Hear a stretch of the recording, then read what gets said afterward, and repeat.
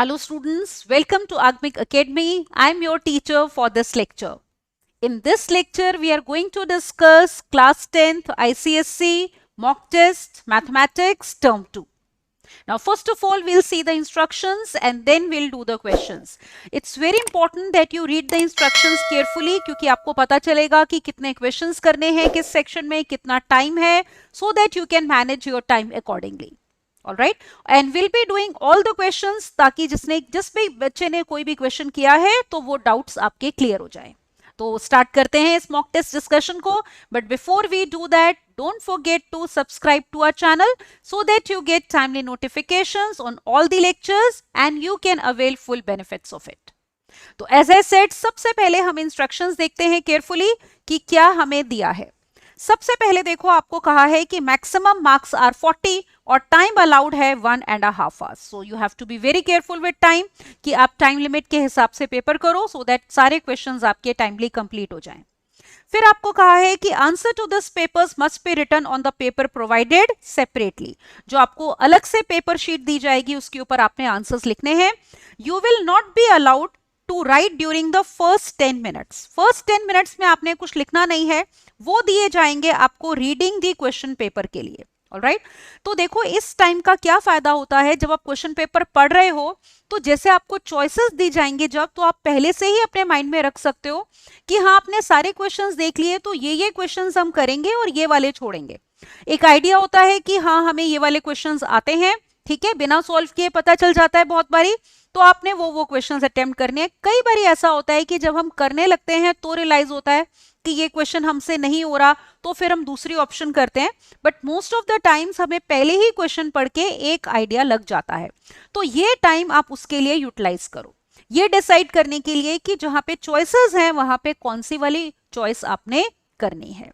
Right, उसके बाद आपको कहा गया है time given at the head of this paper, मतलब जो 1.5 आवर्स हैं, that is allowed for writing the answers. तो उन 1.5 आवर्स में पूरे आप अपने आंसर्स लिख सकते हो.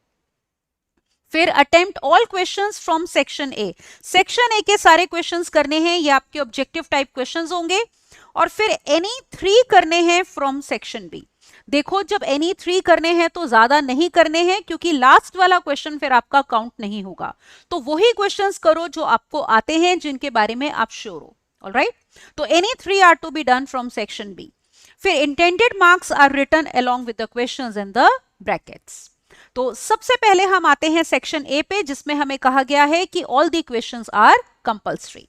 आप देखो, सबसे पहला क्वेश्चन इसमें कहा है choose the correct answers from the question given in the options. Alright, do not copy the question. ये इंस्ट्रक्शन ध्यान से पढ़ना.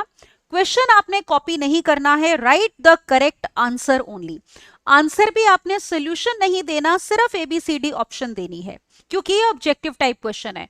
तो जितनी फटाफट हो सकता है रफ में आप क्वेश्चन को करो और सिर्फ एबीसीडी ऑप्शन लिखनी है. Do not waste time in writing the question और writing the solution. Only the correct option is to be written. Alright, तो यहां पे आप अपना टाइम सेव कर सकते हो, जो आपके अगले सेक्शन भी सब्जेक्टिव सेक्शन में आपके काम आएगा. तो सबसे पहला क्वेश्चन हम देखते हैं. यहां पे देखो क्या दिया है. The reflection of the point -3 2 आपने बतानी है in the line y equal to 2. अब देखो, इसमें आप एक रिजल्ट यूज कर सकते हो कि अगर आपके पास पॉइंट होता है px, y और आपको लेनी है इसकी reflection in line y equal to a, तो रिफ्लेक्शन जो होगी वो एक पॉइंट q आएगा जिसके कोऑर्डिनेट्स आपके क्या होते हैं, x, -y plus 2a. Alright, तो यहां पे देखो इस पर्टिकुलर क्वेश्चन में हमें पॉइंट दिया है -3, 2, तो we have to take its reflection, alright, in line y equal to 2. तो इस लाइन में हमें इसकी रिफ्लेक्शन चाहिए, तो देखो क्या हो जाएगा. x के बदले में हमारे पास x ही आएगा, तो -3 का -3 ही आएगा. फिर -y का मतलब हो गया -2, 2 times a. In place of a we have 2, so 2 2s are 4. This means we have coordinates of q as -3, 2. तो इसका मतलब ये हुआ कि अगर हमारा ये पॉइंट था -3, 2, इसकी रिफ्लेक्शन हमारा सेम ही पॉइंट आ रहा है because the point is on the line y equal to 2. तो इस क्वेश्चन में आप ऑब्जर्व करो, we have which option, A option as correct. तो -3,2 की रिफ्लेक्शन -3,2 ही आ रहा है। अगले क्वेश्चन पे मूव करते हैं। क्वेश्चन नंबर 1 का second part. You are given कि in the given figure is already given in the question, O is the centre of the circle, तो आपको x की वैल्यू बतानी है। ठीक है, अब देखो आपको अगर पेपर में दिया हुआ है तो पेपर में जो फिगर बनी है उसी को यूज करो, दोबारा फिगर बनाने में टाइम वेस्ट नहीं करना, क्योंकि आपने सिर्फ याद है ना ऑप्शन देनी है। ऑलराइट, तो जो फिगर आपको क्वेश्चन पेपर में दिख रही है आप उसी को यूज करके उसी में एंगल्स बनाओ और फटाफट सॉल्व करके करेक्ट ऑप्शन लिखो। तो जितना टाइम सेव हो सकता है वो हमें करना है। अब यहाँ पे हम देखते हैं, जैसे ये एंगल C आपको 2x दिया है, तो हम ऑब्जर्व करते हैं कि ये वाला जो एंगल है D और C वो दोनों इक्वल होंगे ना, angles in the same segment. So we have angle C is equal to angle D और दोनों कितने हो जाएंगे 2x। Why? Because they are angles in same segment. Alright, मैं यहाँ पे आपको समझाने के लिए रीजन लिख रही हूं, आपने रीजन कुछ नहीं लिखना, आपने सिर्फ ऑप्शन देनी है। अब देखो ये 2x हो गया, फिर आपको कहा है O सेंटर है, देखो तो DB is diameter, isn't it? Line passing through centre है तो DB डायमीटर हो गया। अब आपको पता है angle in a semi circle कितना होता है 90 डिग्री, तो ये अगर DB डायमीटर है, this implies angle DAB will be equal to how much 90 degree. अब आप इस ट्राइंगल को कंसिडर करो, ये वाला हमारा एंगल कितना आ गया है 2x। तो let us consider now triangle DAB। अब इसमें तीन एंगल्स कौन से हैं? देखो 2x, 3x और 90, तीनों एंगल्स का सम होगा 180 डिग्री। तो we have 2x plus 90 degree plus 3x, this will be equal to 180 degree. Solve करते हैं, this implies 5x is equal to 90 degree, तो बस x आ गया हमारा कितना 18 डिग्री। तो x इज 18 डिग्री। तो यहां पे देखो ऑप्शन में इसका मतलब we have A option correct. ठीक है, तो फिगर बनाने में हम टाइम वेस्ट नहीं करेंगे, क्वेश्चन पेपर में ही जो फिगर है उसको यूज करेंगे, फटाफट लिखेंगे और आंसर निकालेंगे। अगला पार्ट लेते हैं, क्वेश्चन नंबर 1 का third part. You are given if 4 times the sum of areas, किसका areas? 2 circular faces of a cylinder जिसकी हाइट h 8 सेंटीमीटर्स है, it is equal to twice the curved surface area. तो diameter of cylinder आपने बताना है। अब देखो एक तो सिलेंडर की आपको हाइट दी है, मान लो h से डिनोट करते हैं, तो h इज 8 सेंटीमीटर्स, तो डायमीटर हो गया एक तरह से 2r which is to be obtained. अब आप नोटिस करो इसमें फिगर कुछ हमारी ऐसी होगी, फिगर ना भी बनाओ तो चलता है, ऑब्जेक्टिव टाइप है, पर अगर आपको लगता है कि क्वेश्चन समझने के लिए फिगर की रिक्वायरमेंट है तो आप फटाफट बना लो। जैसे ये देखो सर्कुलर एंड है, एक ये है और एक ये है, इसका एरिया मान लो अगर a है तो इसका भी सर्कुलर एंड का एरिया a होगा, और ये बीच वाला पार्ट, जैसे सिलेंडर में एक टॉप सर्कल है, एक नीचे वाला सर्कल है और एक वो कर्व्ड सरफेस है, मान लो उसका एरिया c है। अब आपको गिवन क्या है? 4 times sum of areas of 2 circular faces, 2 circular faces का सम ऑफ एरियाज मतलब a plus a। Alright, this is equal to twice 2 times curved surface area, that is c। तो यहां पे हम 2 कैंसिल करते हैं, 2 times 2a that means 4a is equal to c। अब देखो a जो है आपका सर्कल है ना, तो उसका एरिया क्या हो जाएगा पाई आर स्क्वायर, तो 4 pi r square is equal to curved surface area of cylinder which is 2 pi r h. Let us see क्या क्या कैंसिल हो गया यहाँ पे। एक तो देखो पाई कैंसिल हो गया, राइट, फिर एक 2 कैंसिल करो और एक r कैंसिल कर दो, तो यहां पे इसका मतलब हमें मिल रहा है कि h इज 2r जो है वो किसके इक्वल है? देखो h के, तो 2r ही चाहिए था ना डायमीटर, और h कितना गिवन है 8 सेंटीमीटर्स, तो this is equal to 8 centimetres. तो therefore we can say that diameter जो होगा सर्कुलर फेस का that is equal to 8 centimetres जो हमें पूछा था। तो अब देखो यहाँ पे option, which option is correct? तो यहाँ पे हम देखते हैं 8 सेंटीमीटर्स इज बी ऑप्शन, तो in this particular case B option correct हो गई। अगले पार्ट पे चलते हैं। Now look at question number 1 का fourth part. We are given that 2 vertices of a triangle are 3, -5 and -7, 4. फिर आपको देखो सेंट्रॉइड दिया है, याद है ना सेंट्रॉइड पे मीडियंस मीट करते हैं ट्राइंगल के, तो आपको बताना है कोऑर्डिनेट्स ऑफ थर्ड वर्टेक्स। इसमें भी फिगर कंपल्सरी नहीं है, अगर आप चाहो तो फिगर बना सकते हो, आपको लगता है आपकी अंडरस्टैंडिंग के लिए चाहिए, वरना आप डायरेक्टली फॉर्मूला लगाओ, क्वेश्चन कर दो। जब सब्जेक्टिव होता है जिसमें आपके पूरे मार्क्स होते हैं रिप्रेजेंटेशन के, वहां फिगर जरूरी होती है। ऑब्जेक्टिव में it's completely up to you, if you require you draw the figure, otherwise you do the question without drawing the figure.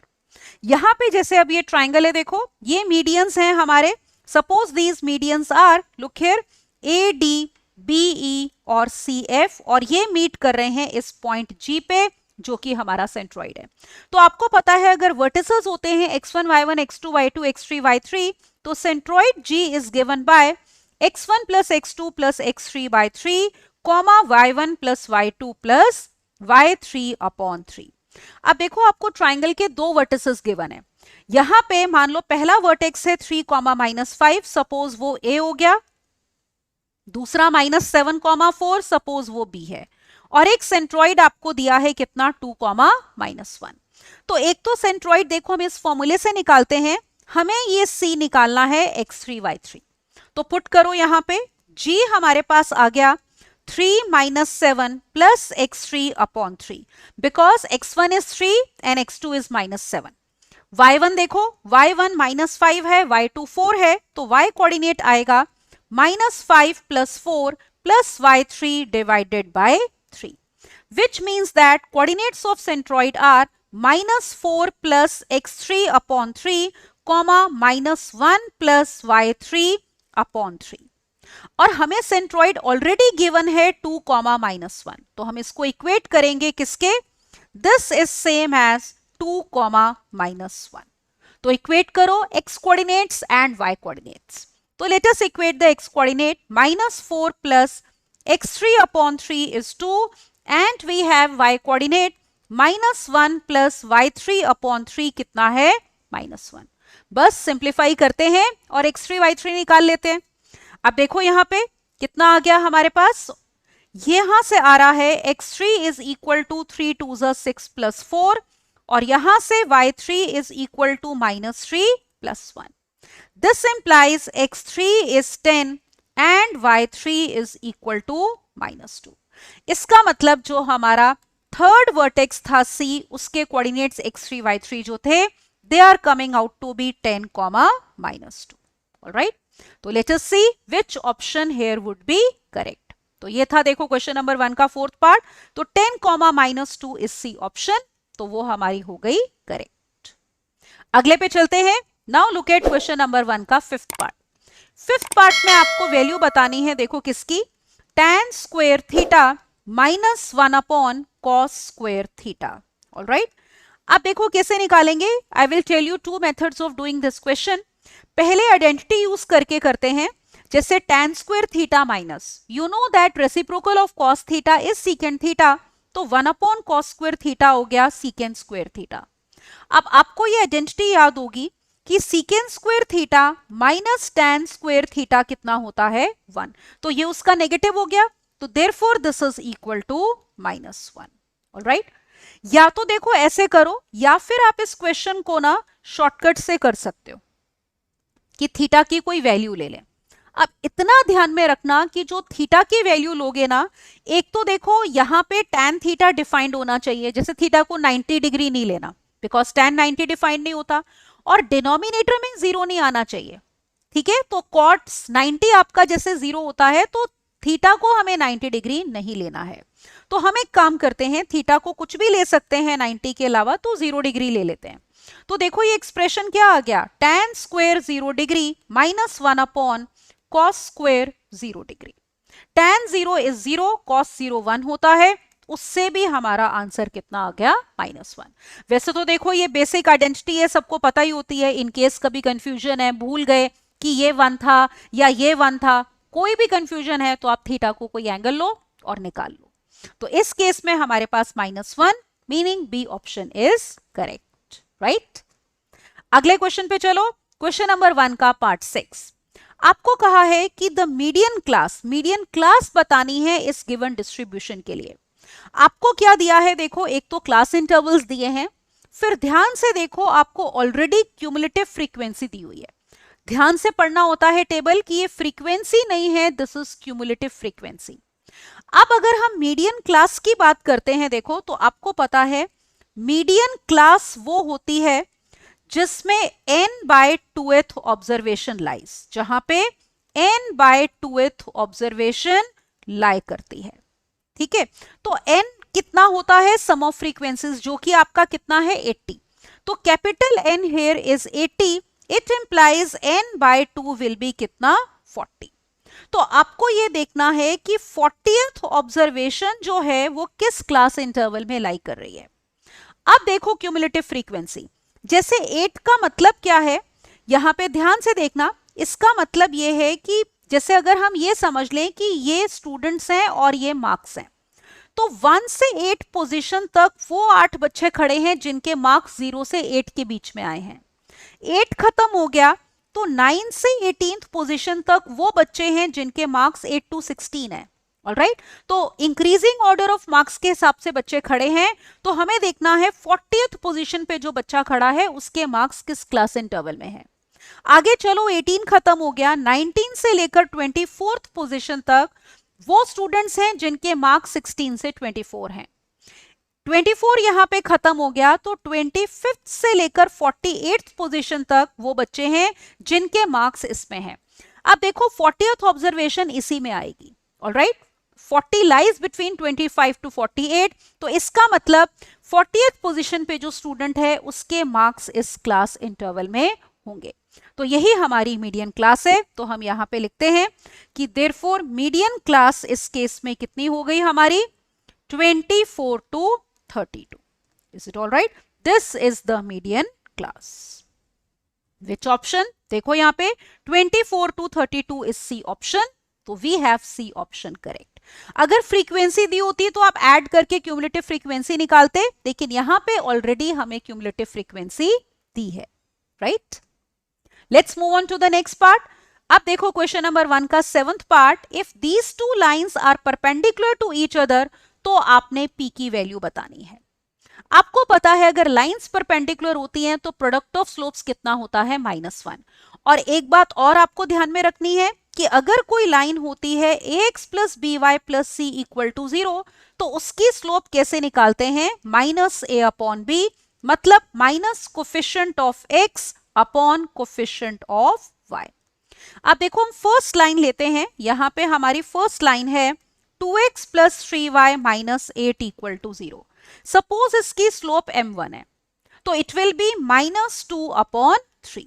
Is it all right, ये हमारे पास आ गया m1। अब सेकेंड लाइन है 4y और minus px plus 3 equal to 0। अब देखो यहां गलती मत करना कि m2 जल्दबाजी में -4 अपॉन -p ले लो। पहली टर्म y वाली है फिर x वाली है, इसको प्रॉपरली पहले इस फॉर्म में लेकर आओ। मतलब पहले x वाली टर्म लिखो, तो एक तरह से इक्वेशन है -px plus 4y plus 3 equal to 0। यहां मैक्सिमम बच्चे मिस्टेक करते हैं। ऑलराइट, तो अब हम स्लोप लेंगे m2 इसकी, माइनस कोफिशिएंट ऑफ x हो गया p और डिवाइडेड बाय 4। ऑलराइट, तो इस बात का ख्याल करना है। अब आपको कहा है कि लाइंस आर परपेंडिकुलर, तो वी विल से कि lines are perpendicular, this implies we have m1 into m2 कितना, -1। पुट कर दो m1 m2 की वैल्यूज, तो -2 upon 3 multiplied by p upon 4 will be equal to -1। अब यहां पे एक तो माइनस कैंसिल हो गया यहां पे, और एक 2 कैंसिल कर दो, यहां पे आ गया 2। तो क्रॉस मल्टीप्लाई अगर आप करते हो तो यहां से हमारे पास जो p की वैल्यू है that is coming out to be 6. All right, so this is the answer. So value of p is 6. So in this part 7 as you can see we have D option correct. Is it all right? तो हमारे पास कौन C option आ गई, D option. p की value हमारी आई है 6। अगले question पे चलते हैं। आप देखो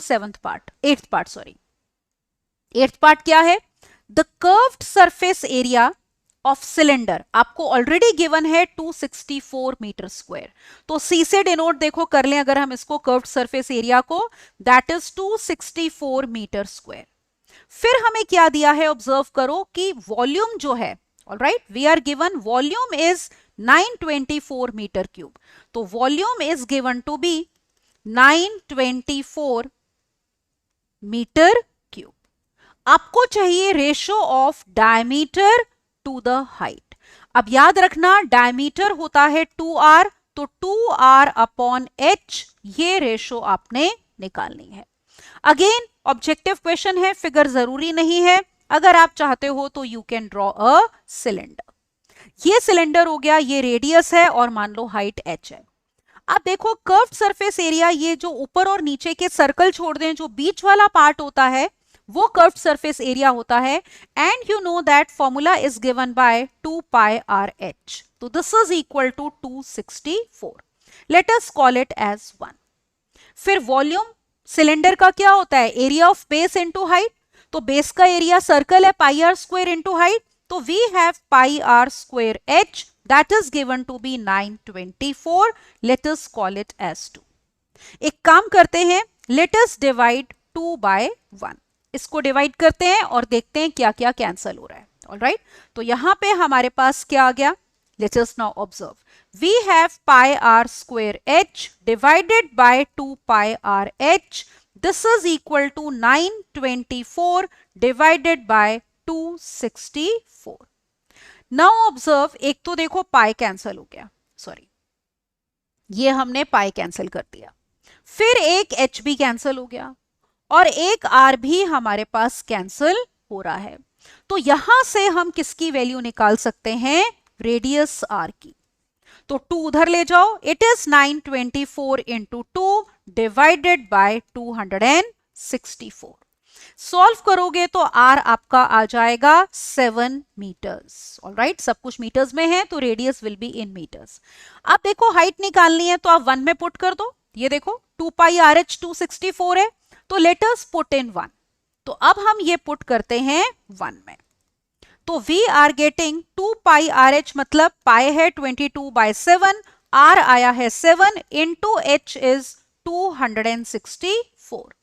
यहां पे हमारा 7 कैंसल हो गया, which means h will be equal to, look here, this will be equal to 264 upon कितना, 44। ऑलराइट, तो ये डिवाइड करके h will come out to be 6 metres, ये हमारा h आ जाएगा। अब याद है ना रेशो क्या चाहिए थी, डायमीटर इज टू हाइट की हमें रेशो चाहिए थी। Diameter upon height means 2r upon h. तो twice of r means 2 into 7 divided by 6. So the ratio is कितना, 7:3. तो required ratio जो है that is 7:3. Alright, जो हमें निकालनी थी। तो let us check here which option will be correct. तो यहां पे देखो 7:3 हमारी रेशो आई है, तो ये आपकी कौन सी ऑप्शन है, बी ऑप्शन। तो पार्ट 8th में हमारे पास बी ऑप्शन करेक्ट हो गई। राइट, अब देखो अगला क्वेश्चन, इसका 9th part. Let us see how we are suppose to do question number 1 का 9th पार्ट। तो 9th part here is, if the mode of a series exceeds it, देखो mode जो है वो एक्सीड करता है मीन बाय 12। इसका meaning ये हुआ कि मोड जो है that is equal to mean plus 12। Alright, ये आपको गिवन है। आपने बताना है mode exceeds the median by which number, मतलब मोड इज इक्वल टू, अगर मीडियन प्लस के है मान लो, तो you have to find the value of k. I hope it is clear to you. अब देखो तीनों में क्या रिलेशन होता है हमारा, we know that mode is equal to 3 times median, alright, and -2 times mean. अब एक काम करते हैं यहां पे, जैसे ये देखो मीन को क्या लिख सकते हो, मोड -12, यहां पे हम रिप्लेस करते हैं, mean can be written as mode -12। तो यहां पे लेफ्ट साइड पे मोड रहने दो, ये हो गया 3 times median as it is रखते हैं, और ये जो मीन है इसको हम रिप्लेस करेंगे, क्योंकि हमें रिलेशन मोड और मीडियन में चाहिए, तो we are replacing mean. So we are given mean to be mode -12। Mode, अब देखो यहां पे इसको सॉल्व करो, -2 मोड इधर आके ऐड हो जाएगा, तो we have mode plus 2 times mode. Alright, this is equal to 3 times median, और ये हो गया प्लस कितना, 24, which means 3 times mode is equal to 3 times median plus 24. Now divide by 3. So if you divide by 3, we are getting mode is equal to median plus 8. Is it all right? तो हमें यही चाहिए था ना. ये देखो कि अगर मोड है मीडियन प्लस के तो के बताओ. तो therefore this k is 8. मतलब mode exceeds the median by 8. तो ऑप्शन देखते हैं. यहां पे देखो 8 है हमारी बी ऑप्शन. तो क्वेश्चन नंबर 1 के 9th पार्ट में B option will be correct.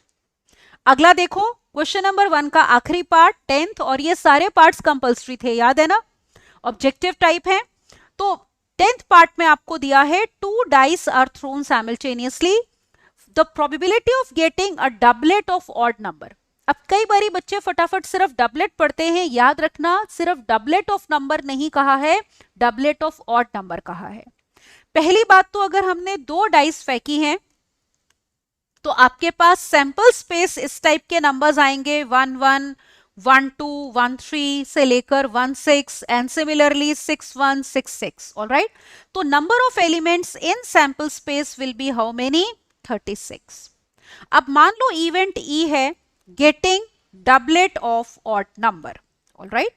तो getting doublet of odd number. अब देखो फिर से आपको तो प्रॉपरली लिखना नहीं है ना, आपने तो ऑब्जेक्टिव टाइप करना है. तो आप सीधा ये देखोगे कि ई इवेंट में क्या क्या आएगा? 1 1 3 3 5 5. Isn't it? ऑड नंबर का डबलेट. तो हमें चाहिए प्रोबेबिलिटी ऑफ ई. तो लेट्स जस्ट राइट हियर. ई की प्रोबेबिलिटी हमारे पास हो जाएगी, क्या फॉर्मूला होता है? Favourable outcomes upon total outcomes. Is it all right? तो favourable outcomes upon total outcomes. तो फेवरेबल कितने हुए देखो, ई में हमारे पास 3 एलिमेंट्स हैं. तो यहां पे हम लिख भी देते हैं number of elements in E are how many? 3.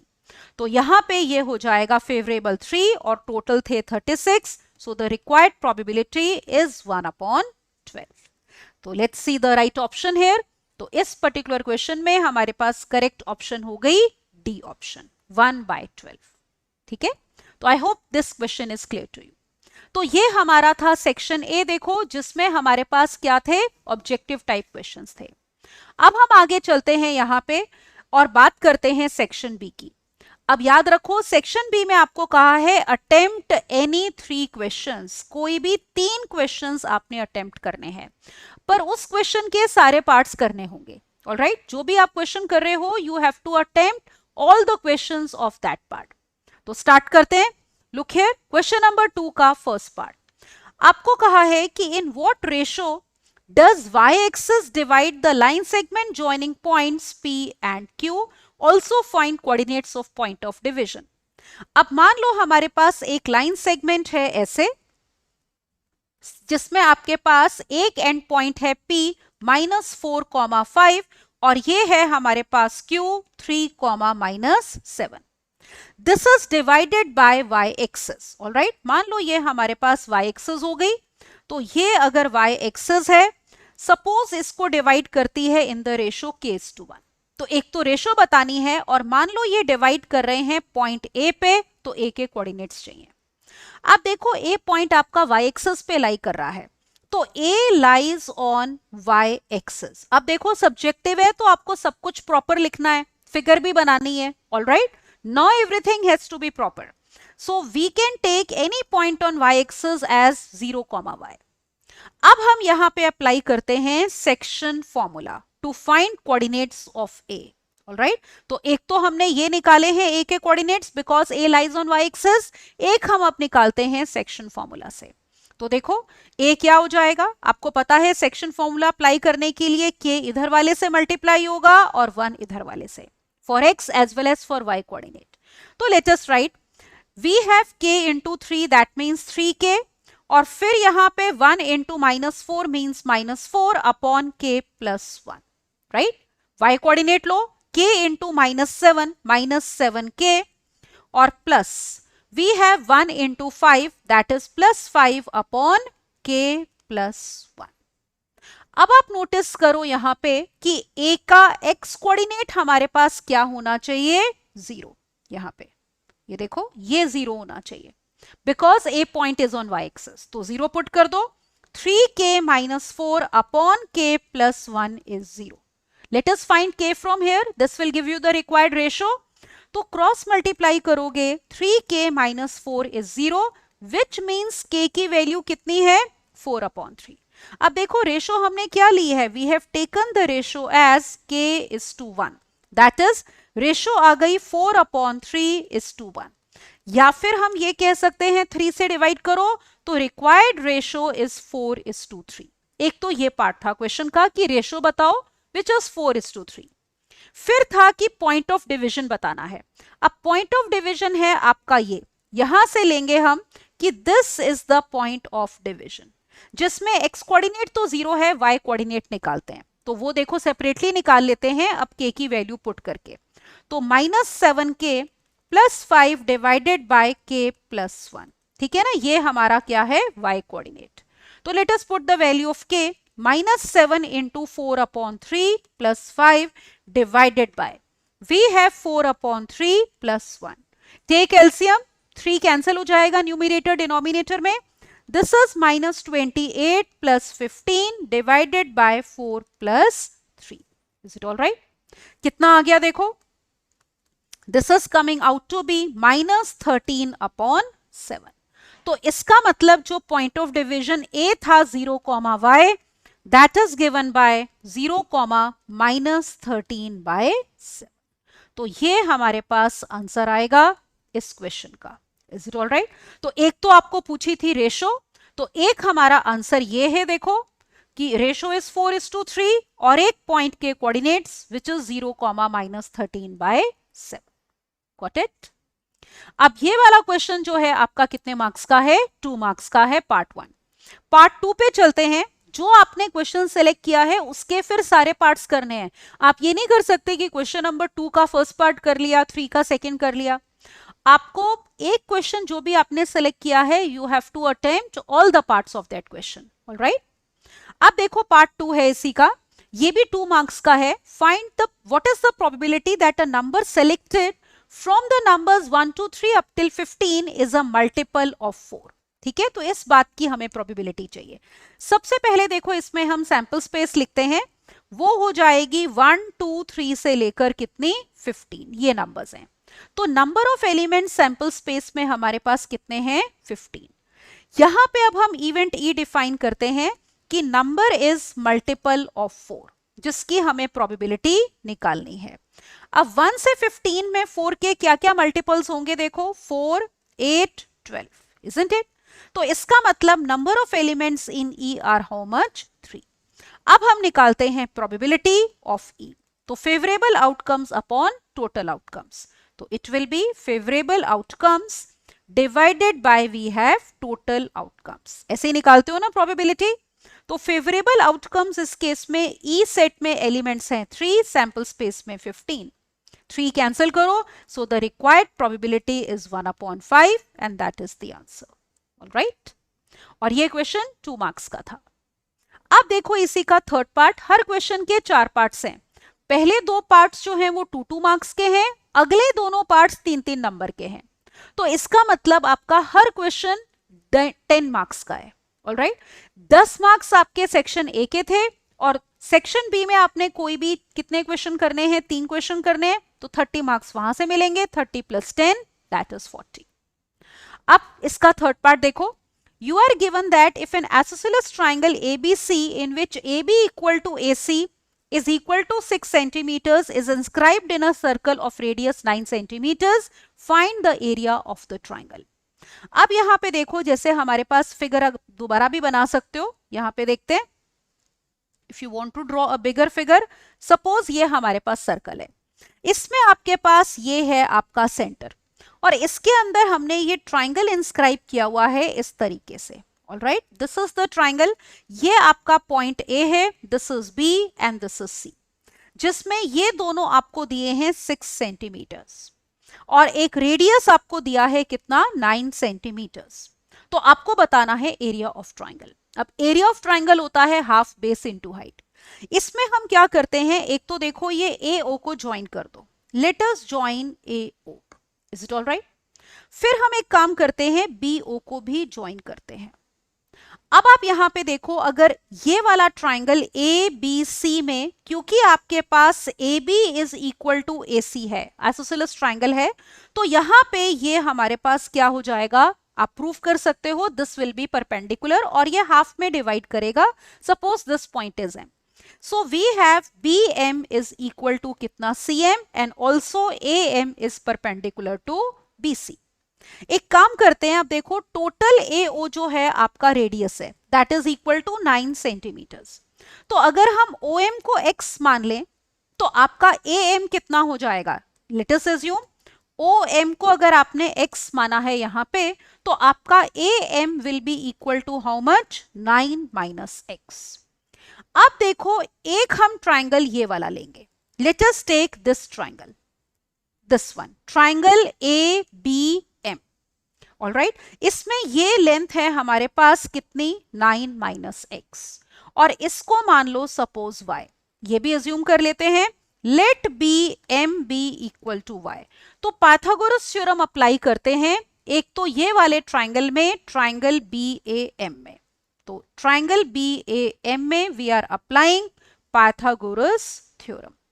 देखो क्या आ गया, we have AB square will be equal to AM square plus BM square, which means we have 6 square is equal to 9 minus x का square और plus कितना, y square। इसका मतलब हो गया कि 6 square minus y square is equal to 9 minus x का square। Let us call this as 1। फिर एक हम राइट ट्राइंगल ये वाला लेंगे, alright, let us take this one. अब इसमें देखो OB हमारा रेडियस है which is equal to 6, OB जो है that is again 9, OB is again radius, तो यहां पे हम लिख देते हैं OB is equal to radius which is equal to 9 centimetres. Now let us apply Pythagoras theorem in triangle OBM। इसमें भी हम अप्लाई करने जा रहे हैं पाइथागोरस थ्योरम।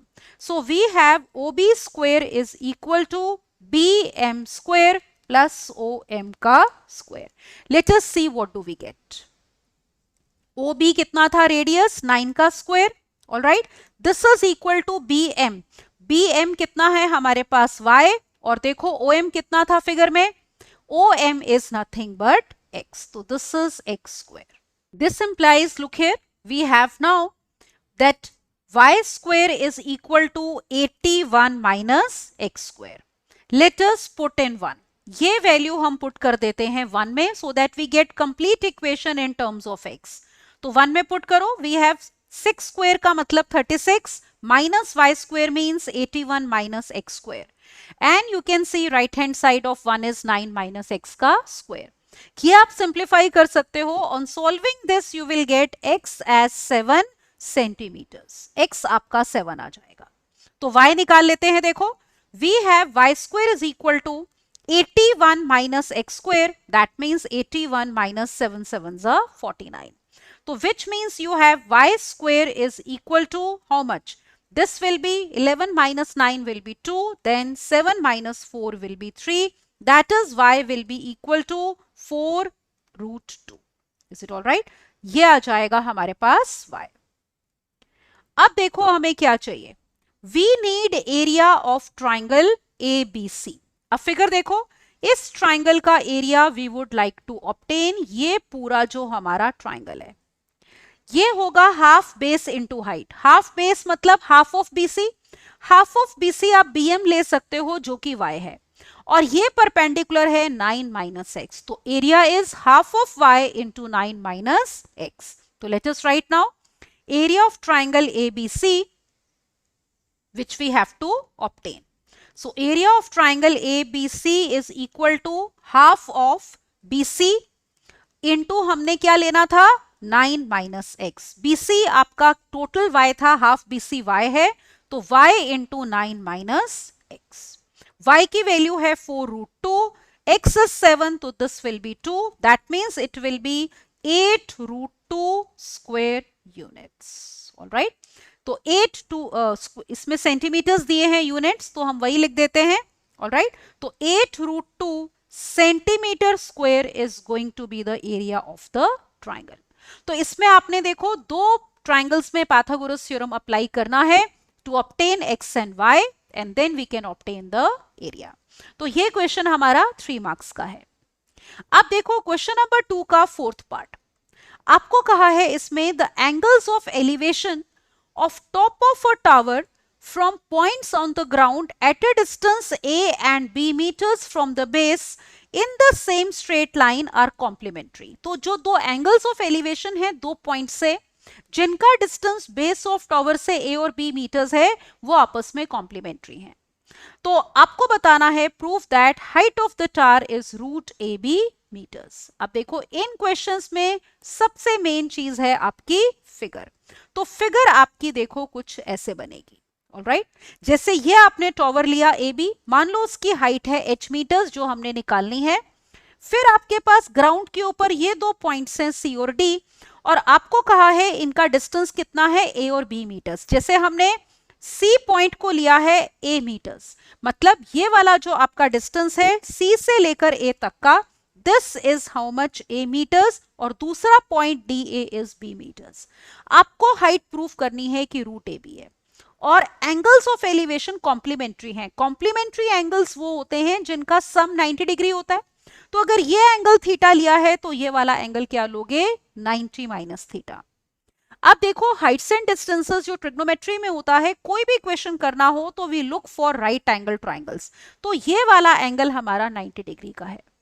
तो let us take first of all बड़े वाला ट्राइंगल ले लो, ट्राइंगल ए बी सी। अब हमें किसमें इंटरेस्ट है, परपेंडिकुलर में और बेस में। तो we will take ratio tan of theta. तो ये थीटा लेते हैं, tan theta is perpendicular upon base, that means B A और डिवाइडेड बाय कितना, सी ए। अब देखो यहां से tan theta will be equal to B A, हमने h अज्यूम किया है हाइट ऑफ द टावर, और C A we have taken as a। Let us call this as 1, alright. Now take the other right triangle. तो जो भी right triangles आपको figure में मिलते हैं वी कंसिडर दोस। तो दूसरा राइट ट्राइंगल हम यहां पे लेते हैं। Let me take now triangle B D A, ये वाला राइट ट्राइंगल। इसमें एंगल है हमारा 90 माइनस थीटा, याद है ना, कॉम्प्लीमेंट्री एंगल्स लेने थे। तो हम इसमें लेते हैं tan 90 माइनस थीटा। तो let us take tan 90 degree minus theta, again it will be perpendicular upon base, that is B A upon D A. अब आपको पता है tan 90 degree minus theta trigonometry में आपने किया है किसके इक्वल होता है, कॉट थीटा के। तो कॉट थीटा हो गया B A which is h upon D A which is b। तो cot theta is h upon b, let us call it as 2। अब देखो आपको पता है कॉट थीटा और tan थीटा आपस में रेसिप्रोकल होते हैं। तो यहां पे हम एक काम करते हैं, multiply 1 and 2। So we are getting tan theta into cot theta, this is equal to h upon a into h upon b। तो क्योंकि कॉट थीटा और tan थीटा आपस में रेसिप्रोकल है, तो ये हमारा कैंसल होके कितना आ गया, 1। तो 1 is equal to h square upon A B, which means h square is equal to A B. Square root ले लो, हाइट है पॉजिटिव स्क्वायर रूट लेंगे, तो height will be root A B units, alright. तो that is what we had to show. तो this will be the height of tower, alright. तो आ गई root A B units, which is what we had to prove. तो I hope this question is clear to you.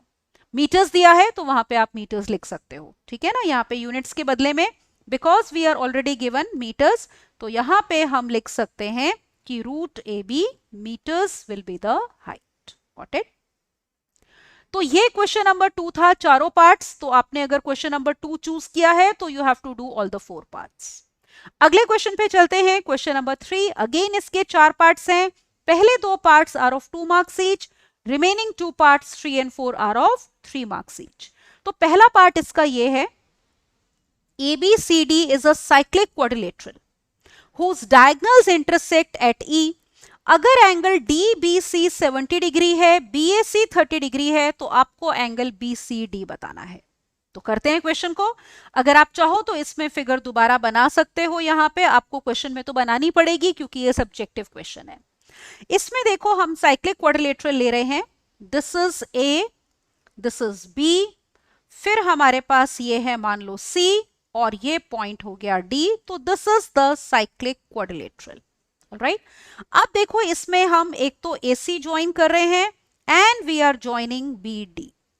इसमें आपको angles दिए हैं, एक तो ये वाला एंगल 30 डिग्री दिया है, एंगल BAC, फिर एंगल DBC 70 डिग्री है, तो ये वाला एंगल आपका कितना हो गया 70 डिग्री। कौन सा एंगल निकालना है वो देखो, एंगल BCD। अब देखो BCD, that means this complete angle is to be obtained. अब सबसे पहली चीज आप ये नोटिस करो, look at these two angles, ध्यान से देखना। एक तो हम इस एंगल की बात कर रहे हैं और एक ये वाला एंगल, इनको कंसिडर करो। These are angles in the same segment DC. तो let us write over here कि एंगल ये जो था DBC, this will be equal to angle DAC because they are angles in same segment. अब क्योंकि ये सब्जेक्टिव है तो आपको रीजनिंग पार्ट भी लिखना है। तो इसका मतलब ये हो गया कि angle DAC will be equal to 70 degree, क्योंकि ये 70 डिग्री दिया था। अब आप नोटिस करो ये जो कंप्लीट एंगल है DAB, angle DAB is equal to sum of these two angles, angle DAC plus angle कितना CAB या BAC, कुछ भी कह सकते हो। तो DAC 70 और BAC हमें ऑलरेडी दिया है कितना 30 degree. This implies we are getting angle DAB जो कंप्लीट है वो आपका कितना आ गया 100 डिग्री। ऑलराइट, मतलब देखो ये वाला complete angle this is equal to 100 degree. अभी तक हमने ये यूज नहीं किया कि ABCD is a cyclic quadrilateral. आपको पता है अगर कोई भी क्वाड्रिलेटरल साइक्लिक है तो उसमें अपोजिट एंगल्स आर सप्लीमेंट्री, मतलब उनका सम 180 डिग्री होता है। तो यहां पे हम यूज करते हैं कि अगर ये साइक्लिक है तो देखो रेड से हमने ये जो दो एंगल्स बनाए हैं दीज आर अपोजिट एंगल्स, तो इनका सम 180 डिग्री होगा। तो that means angle DAB plus angle DCB this will be equal to 180 degree. तो यहां पे ये 100 डिग्री है plus angle DCB is equal to 180 degree, which means that we get angle DCB is equal to how much 80 degree. अब देखो वो कह रहे थे इस एंगल को BCD, बात एक ही है ना। आप नोटिस करो यहाँ पे कि ये वाला जो एंगल है इसको DCB कहो या BCD, it's one and the same thing. तो हम यहाँ पे कह देते हैं this implies angle BCD is equal to 80 डिग्री। तो that is what we had to obtain. Alright, तो एक तो हमने यूज किया angles in a same segment are equal, फिर एक हमने यूज किया है कि साइक्लिक क्वाड्रिलेटरल में opposite angles are supplementary. Alright, now let us look at second part of question number 3। वो ये है कि a cylindrical roller has a diameter of 0.7 metres.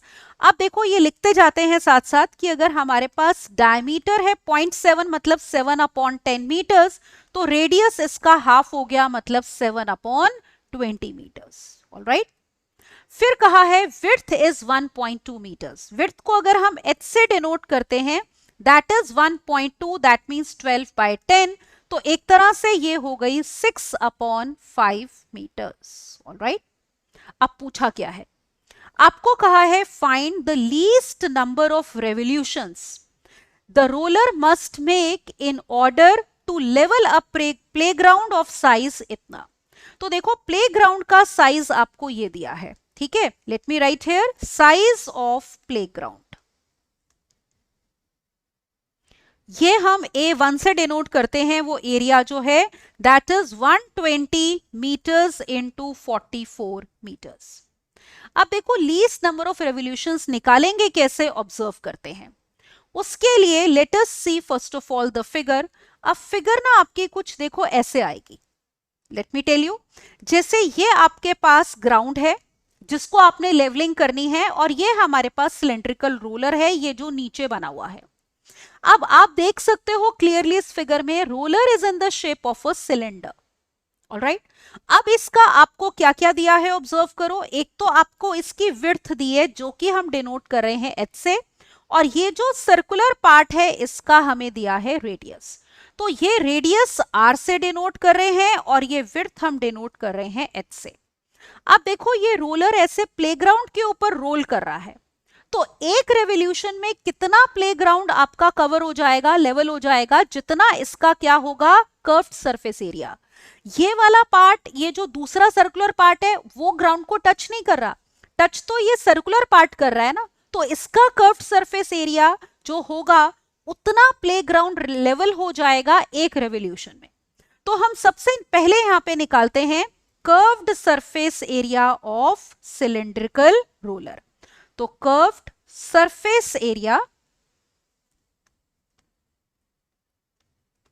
Of roller, क्या फॉर्मूला होता है, देखो this is equal to 2 pi r h. मान लो ये a2 से डिनोट करते हैं, तो ये हो गया 2 इंटू 22/7, रेडियस इज 7/20 और h इज 6/5। देखो क्या क्या कैंसिल हो गया, 7 कैंसिल हो रहा है यहाँ पे कैंसिल करो, ये हमारे पास कितना आ गया 10, और कुछ कैंसिल हो रहा है 2 से कर लो, this is 11, this is 5. That means we are getting A2 to be equal to 66/25 metre square. तो इतना एरिया कवर हो रहा है इन वन रेवोल्यूशन, ये एक रेवोल्यूशन में इतना एरिया कवर होगा। अब आपको बताना है लीस्ट नंबर ऑफ रेवोल्यूशंस, तो हम एज्यूम कर लेते हैं let there be n revolutions. ठीक है, मान लो हमारे पास n रेवोल्यूशंस होते हैं, तो देखो n टाइम्स जितना ये सिलेंडर रोल करेगा उससे हमारा पूरा प्लेग्राउंड लेवल हो जाएगा। तो इसका मतलब हो गया n times A2 will be equal to total area of playground. तो which implies we get n will be equal to A1 upon A2। A1 है 120 इंटू 44, तो लेट अस राइट, तो this is equal to 120 into 44 और A2 है 66/25, तो 25 will come in the numerator. अब आप cancel कर दो, यहाँ पे 6 से करो, 6 2 जा, ठीक है, यहाँ पे हमने किया है किससे, अच्छा 6 से कर रहे हैं ना, तो एक सेकेंड, ये हो जाएगा 11 और यहाँ पे 6 2 जा 20 आ गया, फिर ये 11 से कर लो, 11 4 जा, that means we get n is equal to 20 into 100, that means equal to 2000। तो 2000 revolutions हमें चाहिए होंगे इस रोलर के to level the complete playground। alright, तो ये हमारा आंसर है 2000। I hope the question is very very clear to you। तो ये था हमारा क्वेश्चन नंबर 3 का सेकेंड पार्ट। अब चलते हैं थर्ड पार्ट पे, let us see what is that। इसमें कहा गया है prove that sine theta plus cosecant theta का square plus cos theta plus secant theta square is 7 plus tan square theta plus cot square theta. Prove करना है properly, shortcut नहीं चलेगा। Alright, तो let us start from left hand side. तो left hand side आपको दी है sine theta plus cosecant theta का whole square and plus we have cos theta plus secant theta whole square. Let us open the brackets, a plus b whole square का formula लगाओ। We have sine square theta plus cosecant square theta plus 2 sine theta into cosecant theta. फिर second bracket में भी formula लगाते हैं, we have cos square theta plus secant square theta plus 2 cos theta into secant theta. Now observe, ये वाली जो दो terms हैं इनको कंबाइन करते हैं। We know that sine square theta plus cos square theta is 1। फिर क्योंकि राइट साइड आप देखो कॉट स्क्वायर थीटा और tan स्क्वायर थीटा में है, तो we are going to convert cosecant square theta and secant square theta in terms of cot and tan।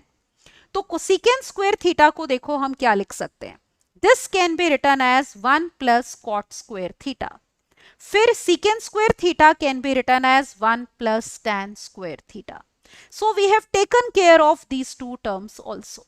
अब इन पे आओ, cosecant theta sine theta reciprocal है तो ये आपस में कैंसिल हो जाएंगे। Cos theta secant theta reciprocal है, ये आपस में कैंसिल हो गए। इन दोनों को ऐड करोगे तो we are getting 2 + 2 as 4। Now let's see, This is equal to 1 plus 1 plus 1 plus 1. 4 plus 3 is 7. Plus we have tan square theta and plus we have cot square theta, which is equal to right hand side. Alright, तो hence proved. तो इसमें ना आप इसको secant को sin में और secant को cos में मत कन्वर्ट करना. क्वेश्चन तो फिर भी हो जाएगा, पर आपको राइट हैंड साइड या तो सॉल्व करनी पड़ेगी या क्वेश्चन लेंथी हो जाएगा. तो जो शॉर्टेस्ट मेथड है इसको करने का वो यही है कि आप सीधे सीधे ब्रैकेट्स ओपन करो, sign square theta plus cos square theta 1 लो और कोसिकेंट और सीकेंट को कन्वर्ट कर लो कॉट और टैन में. Alright, so hence this is proved. तो ये था हमारा क्वेश्चन नंबर 3 का third part. Now look at question number 3 part 4. Fourth part here is use graph paper for this question. Take 1 centimeter equal to height of 5 centimeters on one axis and 1 centimeter equal to 10 boys on the other axis. 1 centimeter मतलब जैसे आप graph paper use कर रहे हो तो एक block की अगर हम बात करें. ऑलराइट, तो आपने क्या करना है, you have to draw the ogive and hence estimate the median marks.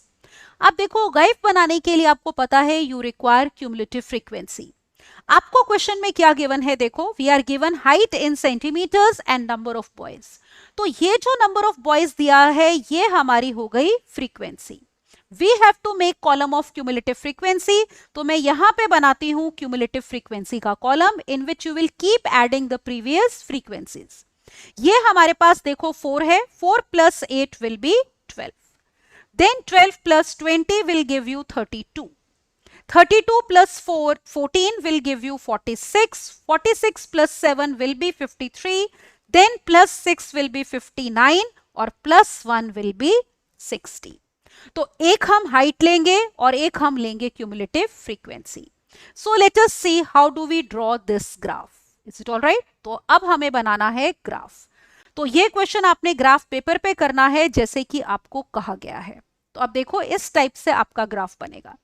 हमने यहाँ पे वाई एक्सिस के ऊपर लिया है number of boys 10, 20, 30 so on. तो हमें कहा था 10 बॉयज को 1 सेंटीमीटर मतलब एक ब्लॉक लेना है और फिर हमने हाइट ली है सेंटीमीटर्स में, तो 5 सेंटीमीटर हमने एक ब्लॉक लिया है.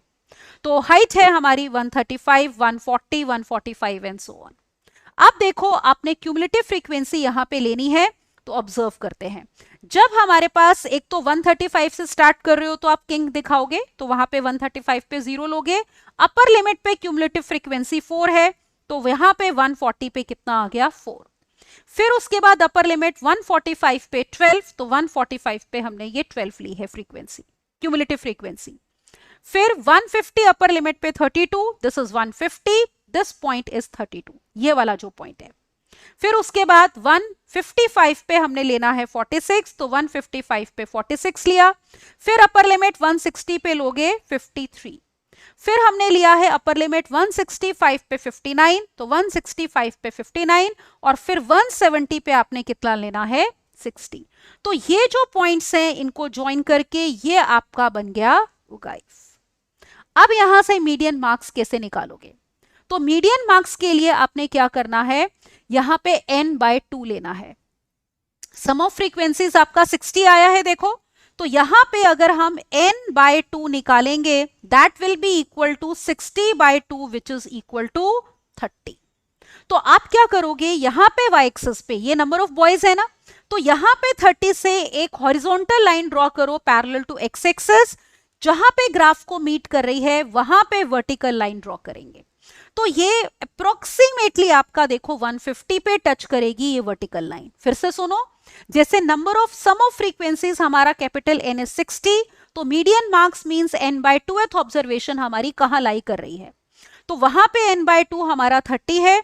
तो इसका मतलब 30 यहाँ पे जो है ये हमने लिया, वहां पे हमने ली एक हॉरिजॉन्टल लाइन, ग्राफ को मीट कर रही है इस पॉइंट के ऊपर. Alright, this point as you can see, ये वाले पॉइंट के ऊपर इस पॉइंट से हमने वर्टिकल लाइन ड्रॉ करी है. ये अप्रोक्सीमेटली एक्स एक्सिस को अराउंड 150 मीट कर रही है. तो हम बोलेंगे इस क्वेश्चन में कि हमारा जो मीडियन है दैट इज अप्रोक्सीमेटली 150. ऑलराइट, तो अप्रोक्सीमेटली मीडियन वैल्यू इज 150. तो ग्राफ से हमने मीडियन निकालना था which is to be obtained in this manner. Alright, तो I hope it is clear to you. तो ये क्वेश्चन ग्राफ पेपर पे करना है। अब हम आगे चलते हैं क्वेश्चन नंबर 4 पे। 4 का फर्स्ट पार्ट देखो, find the equation of line passing through this point and perpendicular to the line joining this 2 points. तो जैसे हमारे पास एक लाइन है ज्वाइनिंग दिस 2 पॉइंट्स, तो ये पॉइंट मान लो ए हो गया, ठीक है, ये वाले 2 पॉइंट्स हैं, suppose this point is A and this point is B. तो ए के कोऑर्डिनेट्स आर -3, 2 और पॉइंट बी के कोऑर्डिनेट्स हैं आपके 9, 1। अब किस लाइन की इक्वेशन चाहिए? जो इस पॉइंट से पास करती है और इसके परपेंडिकुलर है। Suppose we have line like this, इस लाइन की हमें इक्वेशन चाहिए which is perpendicular and passing through a point say C whose coordinates are 0, -3। अब देखो इस लाइन की इक्वेशन के लिए आपके पास पॉइंट ऑलरेडी है, मान लो हमारे पास ये पॉइंट है, alright, x1, y1। We require इस लाइन की स्लोप, मान लो इसकी स्लोप है m। अब आप कैसे निकालोगे? हम AB की स्लोप निकालते हैं, सपोज उसकी स्लोप है m डैश। तो let us obtain first of all slope of AB which we are denoting by m dash। क्या फॉर्मूला होता है? y2 minus y1 upon x2 minus x1। So we have 1 minus 2 upon 9 minus of -3। That means it is equal to -1 upon 12। अब देखो ये दोनों lines perpendicular हैं, उनकी slopes हमने m और m डैश ली है, तो we have m into m dash equal to -1। Why? Because lines are perpendicular, all right, that's why। तो यहां पे इसका मतलब m into -1 upon 12 is equal to -1। तो m डैश की वैल्यू हमने पुट कर दी, यहां से आपको रिक्वायर्ड लाइन की स्लोप मिल गई कितनी? 12। तो पॉइंट हमारे पास है, स्लोप पता चल गई, तो हम लाइन इसको हम L से डिनोट कर लेते हैं। Let me denote this line by L। तो इक्वेशन ऑफ लाइन L हम लेंगे अब पॉइंट स्लोप फॉर्म में। So equation of line L, तो which form are we going to use? Point slope form, जो कि कब यूज करते हैं? If you are given a point on the line and its slope and equation is given by y minus y1 is m times x minus x1। Point given on the line is 0, -3। So let us write over here, we have x1 y1 as 0, -3 and we have slope m equal to 12। Let's put, so we get y minus how much? -3, this is equal to 12 times x minus 0, which means y plus 3 is equal to 12x। और line की equation आप ऐसे लिख सकते हो, 12x minus y minus 3 is equal to 0। This is going to be the answer। तो ये था हमारा 2 मार्क्स का क्वेश्चन, क्वेश्चन नंबर 4 का पार्ट 1। अब चलते हैं इसी के पार्ट 2 पे। इसमें कहा है find the mean for the following distribution. You are given class intervals and you are given the frequencies। तो करते हैं। तो आपको पता है इसके लिए आपको क्या बनाना पड़ेगा? टेबल बनाना पड़ेगा बेटा, ऑल राइट। तो लेट अस सी, सपोज हमारे पास ये टेबल है, इसमें हम वैल्यूज फिल करते हैं और निकालते हैं। क्लास इंटरवल्स देखो क्या क्या गिवन है, let me write over here. We have 0 to 20, then we have 20 to 40, 40 to 60, 60 to 80 and then 80 to 100। Now frequencies are given to be 15, 18, 21, 29 and 17। Let us do it by shortcut। तो हम एक काम करते हैं, इसमें पहले लेंगे assumed mean। assumed mean आपको पता है जो मिडिल xi होगा वो लेंगे, तो उसके लिए पहले xi निकालो। xi कैसे लोगे? Lower limit plus upper limit divided by 2। तो let me fill this column now. ये हो गया 0 plus 20 by 2 that is 10, similarly 30, 50, 70 and 90। तो mid point of each class interval lower limit plus upper limit upon 2। अब assumed mean हम क्या लेते हैं? मिडिल xi, तो मान लो ये 50 हो गया, तो यहां पे हम लिख देते हैं, हमने एज्यूम्ड मीन a से जो हम डिनोट करते हैं that we are taking as 50, alright. फिर लो h the size of the class interval, जो कि आप देख सकते हो upper limit minus lower limit that is 20। फिर हमारा ये कॉलम बनता है, आपको पता है ui is equal to xi minus a upon h। तो जैसे एक्साइड 10 है, 10 minus 50 is -4, -40, sorry, -40 upon 20 will be how much? -2. Similarly, 30 minus 50 minus 20 upon 20 will be -1. 50 minus 50 0. 70 minus 50 20 upon 20 is 1. 90 minus 50 40 upon 20 will be 2. फिर column बनाते हैं fi into ui का. तो हम मल्टीप्लाई करने वाले हैं fi को किससे? ui से. तो मल्टीप्लाई करो. यहां पे देखो हमारे पास क्या वैल्यूज आ गई. तो this is -30. All right, then this is -18. 21 into 0 is 0. Then we have 29 and 17 2s are 34. All right. फिर उसके बाद हमें दो सम चाहिए होंगे. देखो, एक तो सिग्मा fi चाहिए. What do we require? Sigma fi. तो ये वाली सारी फ्रीक्वेंसीज का सम. This on adding will come out to be 100. फिर एक सम चाहिए होता है सिग्मा fi ui, मतलब ये इन सारी क्वांटिटीज का सम. तो ये सम आपका आ जाएगा 15. अब देखो जो हमने मीन निकालना है x bar, what is the formula? It is equal to a plus h into u bar. तो u बार क्या होता है? देखो, this is equal to sigma fi ui upon sigma fi. तो it is just a moment. तो ये हो जाएगा हमारा sigma fi ui divided by sigma fi. अब हम सारी वैल्यूज पुट कर देते हैं जो हमने निकाली है. ये देखो, now we have this equal to a is how much? 50.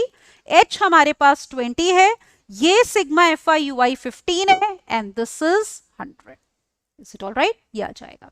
तो यहां पे देखो, this is equal to, now ये हो गया 25 जा 5 3 जा 50 प्लस 3 इज 53. तो this is mean x bar. This is going to be the answer. तो गिवन डिस्ट्रीब्यूशन का हमने मीन निकाला शॉर्टकट मेथड से. That is coming out to be 53. तो this was question number 4 part 2. आगे चलते हैं. अब आते हैं पार्ट 3 पे.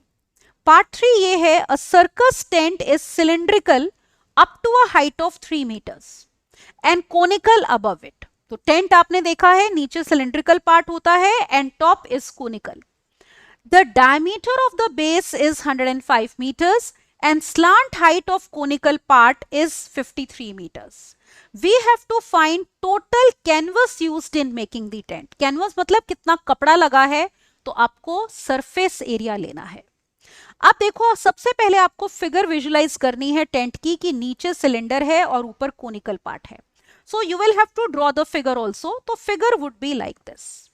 अब देखो इसमें क्या क्या दिया है. सिलिंड्रिकल है up to height of 3 meters. तो हम एक काम करते हैं, यहाँ पे ये सिलेंडर की हाइट ले लेते हैं सपोज. ठीक है, ये आपका रेडियस ऑफ बेस हो गया और यहाँ पे ऊपर आएगी हमारी हाइट ऑफ कोनिकल पार्ट. तो सिलिंड्रिकल पार्ट की हाइट अगर कैपिटल H ले लें, कोनिकल पार्ट की हाइट स्मॉल h ले लो और रेडियस ऑफ बेस ले लो स्मॉल r. तो सबसे पहली चीज हमें capital H is given to be 3 meters. फिर डायमीटर 105 meters है, तो रेडियस हो जाएगा 105 अपॉन 2 meters. ऑलराइट. फिर आपको slant height of conical part, तो ये स्लांट हाइट होगी कोनिकल पार्ट की इतनी. This part is the slant height of conical part, ये वाला. तो ये हमें L गिवन है. How much? That is given to be 53 meters. Now we have to find the canvas used in making the tent. अब देखो canvas कितना लगेगा. So canvas used will be equal to curved surface area of cylinder plus curved surface area of cone. Alright.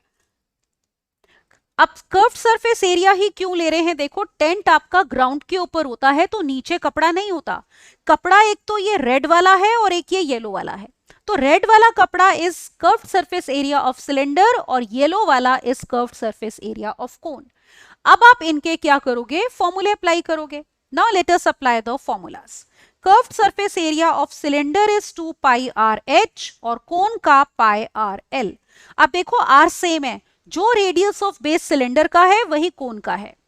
To solve it you can take pi r common, so we are left with, यहां पे capital H आएगा क्योंकि cylinder की height हम capital H से denote कर रहे हैं. तो 2 times H plus L. Now put the values. 22 by 7, r is 105 by 2 multiplied by 2 times capital H, that is 2 into 3, and L is 53. अब हम इसको करते हैं सिंप्लीफाई। तो यहां पे देखो, एक तो ये कैंसिल हो जाएगा, you will be getting 11, this will be how much? 15. So we have 11 into 15 into 6 plus 53, that is 59. तो ये सॉल्व करोगे, this will give you 9735 metre square, right? ये 3 है आपका, लेट मी राइट प्रॉपर्ली। तो 9735 metre square is the area of canvas required. तो canvas का area जो है वो आपने सिलेंडर और कोन का क्या लेना है? Curved surface area. तो this question was of 3 marks. आगे चलते हैं, अब देखो पार्ट 4। पार्ट 4 क्वेश्चन का ये है, यूज अ ग्राफ शीट। अब इसमें आपने ग्राफ शीट यूज करनी है क्वेश्चन करने के लिए। Take 1 centimetre equal to 1 unit both along x and y axis. फिर प्लॉट करने हैं पहले ये दो पॉइंट्स A64 और B04। तो स्टार्ट करते हैं।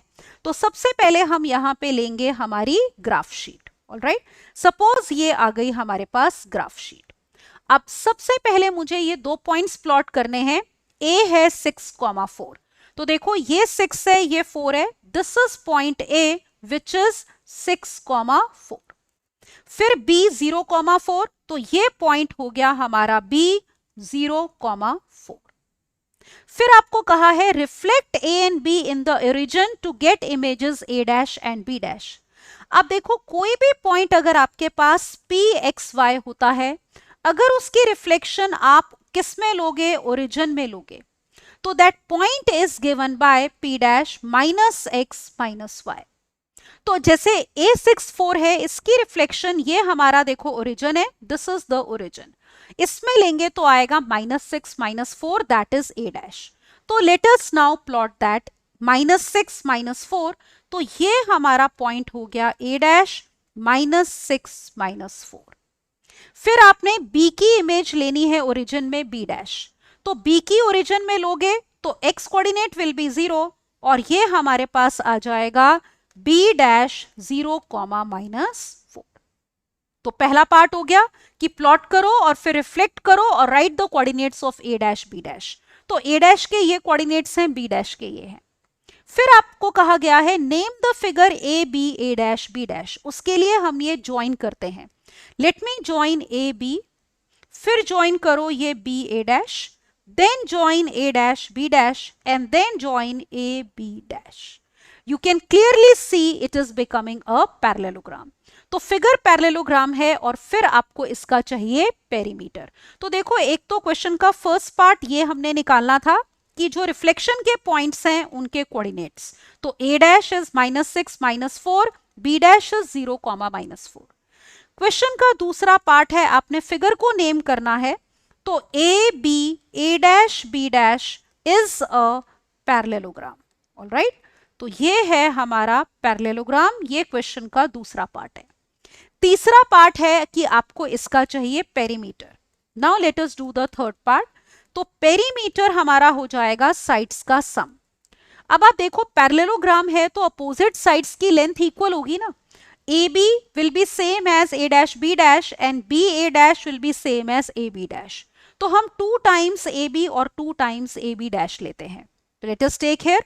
तो it will be equal to 2 times AB plus AB dash। अब आप निकालो AB।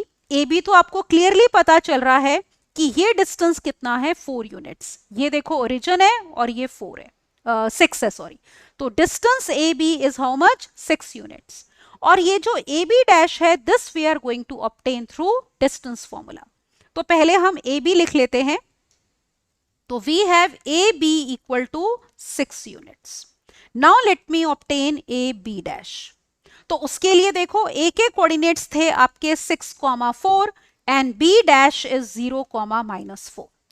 Apply distance formula x2 - x1 whole square meaning 0 - 6 का स्क्वायर, फिर y2 - y1 होल स्क्वायर -4 - 4 का स्क्वायर।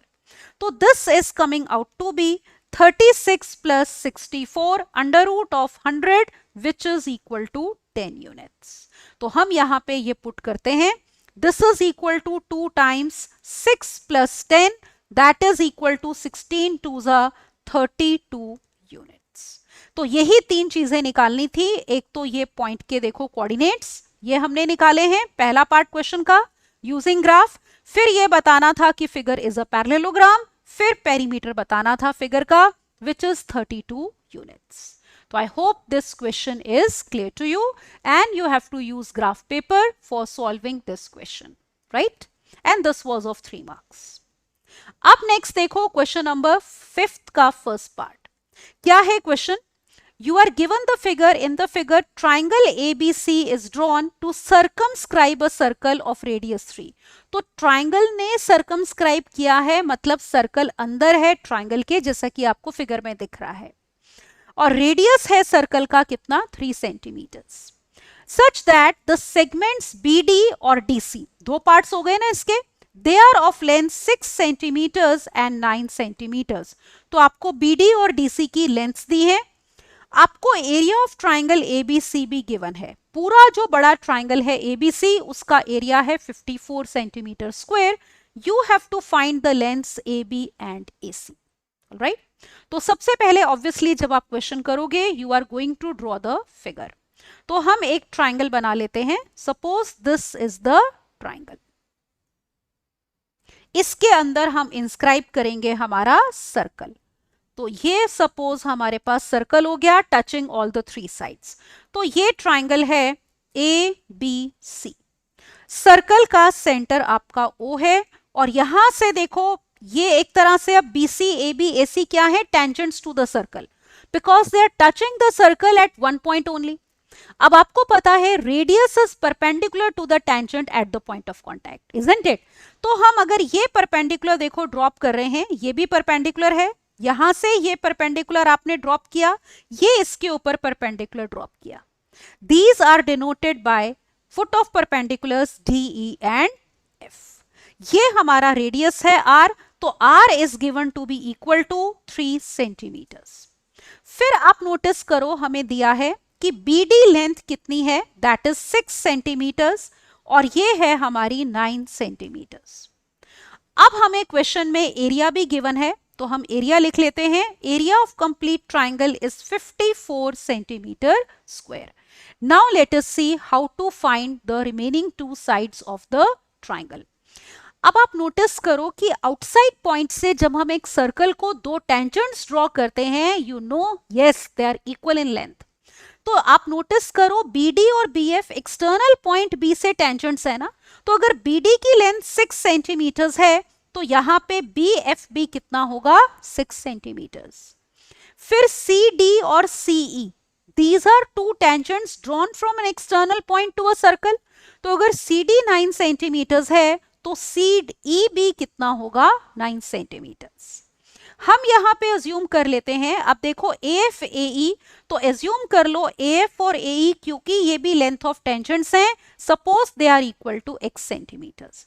तो ये A पॉइंट आउटसाइड से 2 टेंजेंट्स ड्रॉ करी हैं, तो दोनों की लेंथ हमारी सेम हो जाएंगी। अब देखो पूरे ट्राइंगल का एरिया कैसे निकलेगा। For that we are going to join BO, AO and also OC। ये हमने ज्वाइन कर दिया और हमारे पास ये आ गया हमारा सेंटर। तो आप नोटिस करो कि एरिया ऑफ ट्राइंगल ABC जो होगा वो इन तीनों ट्राइंगल्स का एरिया ऐड करेंगे, BOC का प्लस COA प्लस AOB।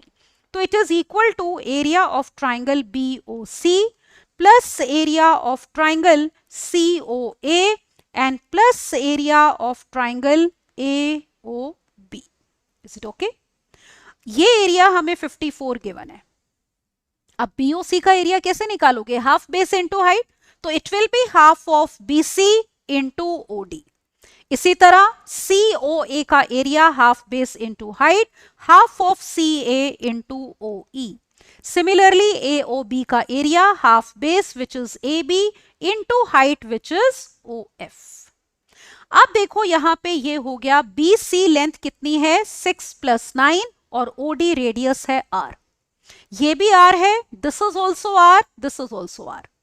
आगे बढ़ो, CA as you can see is 9 plus x and OE is R. Similarly, we have half of AB which is x plus 6 और OF कितना है R. तो 54 is equal to सारी terms में R by 2 common है. 6 plus 9 is 15 plus 9 plus x plus 6. Radius हमें given है देखो कितना 3 सेंटीमीटर्स. तो हम R की वैल्यू पुट करते हैं. From that we can obtain x now. तो we have 54 equal to R by 2 into 15 plus 15 is 30 plus 2x. All right, तो ये इधर ले आओ यहाँ पे, या ये 2 कैंसिल कर दो. 54 is equal to R was 3 by 2. Take 2 common, we have 15 plus x. क्या क्या कैंसिल हुआ? एक तो 2 कैंसिल हो गया और ये करो यहाँ पे आ गया 18. That means we are getting x is equal to 3 centimetres. Is it okay? अब हम लेंथ निकालते हैं. देखो, एक आपको लेंथ चाहिए थी AB which is x plus 6 और एक AC which is x plus 9. तो पहली लेंथ हम निकालते हैं यहाँ पे AB which is equal to x plus 6, that is 3 plus 6, that is equal to 9 centimeters. दूसरी हमें चाहिए थी AC which is x plus 9, तो 3 plus 9 that is equal to 12 centimeters. तो यही लेंथ हमें चाहिए थी. तो these are the required lengths, that is the answer. Alright?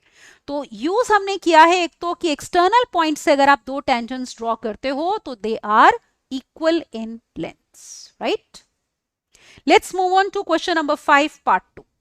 इसमें आपने प्रूफ करना है कि left hand side is equal to right hand side. तो स्टार्ट करते हैं. तो लेफ्ट हैंड साइड से हम स्टार्ट करते हैं cos A अपॉन, अब देखो क्योंकि बाकी सारी टर्म साइन कॉस में है ना, तो ये tan A को भी साइन कॉस में कन्वर्ट कर लो. कहीं भी उसके अलावा साइन कॉस के अलावा कुछ नहीं है, तो सिर्फ एक tan A है. तो let us convert it in terms of sine and cos. तो it is sine A upon cos A. Plus we have sine square A divided by sine A minus cos A. Alright, ये हो गया. Now let us take LCM here. अब देखो यहाँ पे we have, अगर LCM लोगे तो cos A will come in the numerator. So cos A into cos A will give you cos square A, isn't it? और डिनोमिनेटर आ जाएगा cos A minus sine A. अब यहाँ पे एक चीज ऑब्जर्व करो, यहाँ पे cos A minus sine A है, दूसरी टर्म में sine A minus cos A है. तो डिनोमिनेटर सेम करने के लिए हम यहां से माइनस साइन कॉमन ले लेते हैं, so that we have the same denominator. तो माइनस साइन कॉमन लोगे तो plus minus will be minus. We have sine square A upon cos A minus sine A. अब denominator is same, so we have LCM as cos A minus sine A. And numerator is cos square A minus sin square A. Got it? ये आ जाएगा. अब क्या करना है? Numerator को factorise करो. What is A square minus B square? सबको पता है A plus B into A minus B. तो let us factorize the numerator now. तो न्यूमिनेटर हो गया cos A plus sin A multiplied by cos A minus sin A. और denominator है हमारे पास cos A minus sine A. तो ये हमारा कैंसल हो गया factor, and we are getting this to be equal to cos A plus sine A. ठीक है, जिसको ऑफ कोर्स आप लिख सकते हो sin A plus cos A, and this is equal to right hand side. तो हेंस प्रूव्ड. ऑलराइट, तो यही हमने शो करना था कि left hand side is equal to sin A plus cos A. तो 2 मार्क्स का क्वेश्चन है. अब देखो अगले पार्ट पे चलते हैं, पार्ट 3. क्वेश्चन नंबर 5 का थर्ड पार्ट आपको दिया है कि slope of a line joining these 2 points P and Q is 1/2. तो स्लोप आपको लाइन की ऑलरेडी गिवन है. 3 पार्ट्स हैं क्वेश्चन के. एक तो K की वैल्यू बतानी है, फिर आपने मिड पॉइंट ऑफ PQ बताना है, और एक इक्वेशन ऑफ लाइन PQ. तो let us draw a line. Suppose we have a line like this जिसके एंड पॉइंट्स हैं P और Q. तो P के coordinates are 6, K. Coordinates of this point Q are 1 minus 3K, 3. इसकी slope अगर line की हमारे पास m है तो we are given m to be equal to 1/2. अब देखो स्लोप निकालते कैसे हैं, 2 पॉइंट फॉर्म से, y2 minus y1 upon x2 minus x1। तो m can be obtained as 3 minus k upon 1 minus 3k minus 6। That means it is 3 minus k upon कितना, minus 3k minus 5। Minus sign ऊपर नीचे common लेके cancel कर सकते हो, तो k minus 3 upon 3k plus 5। अब देखो ये भी आपकी स्लोप है और स्लोप आपको 1/2 दी है। Late us equate the two. So equating we will be getting k minus 3 upon 3k plus 5 is equal to 1 upon 2. Cross multiply.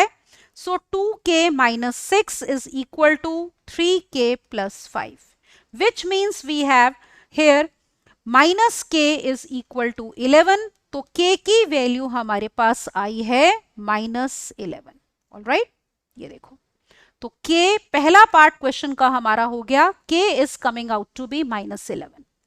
अब mid point of P Q चाहिए, तो हम एक काम करते हैं, p और q निकाल ही लेते हैं। p था जैसे 6, k, तो इसका मतलब p हो गया 6, -11। फिर q के कोऑर्डिनेट्स थे 1 माइनस 3k, 3, तो that means q can be taken as, अब 33, ये हो गया 33 प्लस 1, 34, 3। अब हम दोनों चीजें निकालते हैं, mid point of P Q and equation of P Q. ये आपका क्वेश्चन का पार्ट 1 था, ठीक है ना, ये पार्ट 1 में निकालना था। अब हम करते हैं इसका part 2, where we need to find mid point of P Q. Mid point का क्या फॉर्मूला होता है, it is given by x1 plus x2 by 2, y1 plus y2 by 2. तो let us find, this will be now, ये देखो x1 is 6, x2 is 34, 6 plus 34 upon 2 minus 11 plus 3 by 2. तो which means we have, this is how much, 40 by 2 which is 20, और minus 8 यहाँ पे by 2 is -4। तो mid point हमारा कितना आ गया, 20, -4। ये आपका पार्ट 2 का आंसर हो गया। पार्ट 3 हमारा क्वेश्चन का था to find equation of P Q. Is it all right? अब देखो स्लोप आपको ऑलरेडी गिवन है 1/2, ये तो शुरू में ही दी हुई थी, कोई भी एक पॉइंट ले लो, p ले लो, 6, -11। So you have the slope, you have the point, we can use point slope form. तो equation of line PQ can be taken as y minus y1 is equal to m times x minus x1. Put करो values. तो y minus of -11 is 1 upon 2 x minus कितना 6. तो we have 2 times y plus 11 is equal to x minus 6, which means 2y plus 22 is x minus 6. That is equation is x minus 2y minus 28 is equal to 0. तो ये हमारा part 3 का answer है। तो I hope all the 3 parts are clear to you. पहले आपने k की value निकालनी थी which is -11, then mid point of P Q and then equation of P Q, और ये क्वेश्चन था हमारा 3 मार्क्स का। अब देखो आगे बढ़ते हैं। Now let us move on to the next question. तो वो है क्वेश्चन नंबर 5 का कौन सा पार्ट करना है, 4th पार्ट करना है। अब देखो इसमें कहा है आपको कि use graph paper, alright, for this question and estimate mode from the given distribution by plotting a histogram. तो पहले ग्राफ पेपर पे आप हिस्टोग्राम बनाओगे, फिर यूज करके मोड निकालोगे। अब देखो इसको अगर आप हिस्टोग्राम बनाओगे, let me show you how we are going to form it. तो यहां पे देखो, so save time I have made it and I will explain how you are going to make it. सबसे पहले तो देखो, जैसे आपने ये जो डेली वेजेस दी हैं 40 to 50 रुपीज में है, 50 to 60, 60 to 70, 70 to 80, वो हमने प्लॉट करनी है उसकी यहाँ पे 40 to 50, 50 to 60, 60, ये थोड़ा सा मैं ऊपर करती हूँ सो दैट इट इज विजिबल। तो ये देखो ये हमने वेजेस प्लॉट करी है 40 to 50, 50 to 60, 60 to 70, 70 to 80, 80 to 90, 90 to 100। अब नंबर ऑफ वर्कर्स आप प्लॉट करोगे y एक्सिस पे, ठीक है, तो ये एक तरह से फ्रीक्वेंसी हो गई। तो 2, 8, 12, 14, तो हमने 2, 2 का इंटरवल लेके ये प्लॉट करा है। अब पहले bracket 50 to 40 to 50 class interval में आपके पास दो वर्कर्स हैं, तो ये दो वर्कर्स हैं, तो आप हिस्टोग्राम बनाओगे, बेस लोगे ये, और हाइट कितनी 2 यूनिट्स। फिर 50 टू 60 में हमारे पास नंबर ऑफ वर्कर्स 8 हैं, तो बेस ये हो गया, रेक्टेंगल बनेगा विद हाइट 8। फिर 60 टू 70 में नंबर ऑफ वर्कर्स 12 हैं, तो 60 टू 70 बेस लेके हाइट 12 ले लो और ये रेक्टेंगल बनाओ। सिमिलरली नेक्स्ट में हाइट 14, फिर 8, फिर 6, तो हमने ये रेक्टेंगल्स बनाए। ऑलराइट, अब देखो इससे हम मोड निकालेंगे कैसे। आपको पता है मोड होती है value which occurs maximum number of times.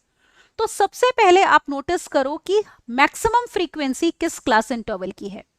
सबसे बड़ा ऊंचा रेक्टेंगल हमारा बना है जिसमें हमारे पास फ्रीक्वेंसी 14 है, और नोटिस करो हमारे पास क्लास इंटरवल ये है 70 से 80। तो इसी क्लास इंटरवल में हमारा मोड लाई करेगा। अब वो एग्जैक्ट मोड निकालोगे कैसे वो देखते हैं।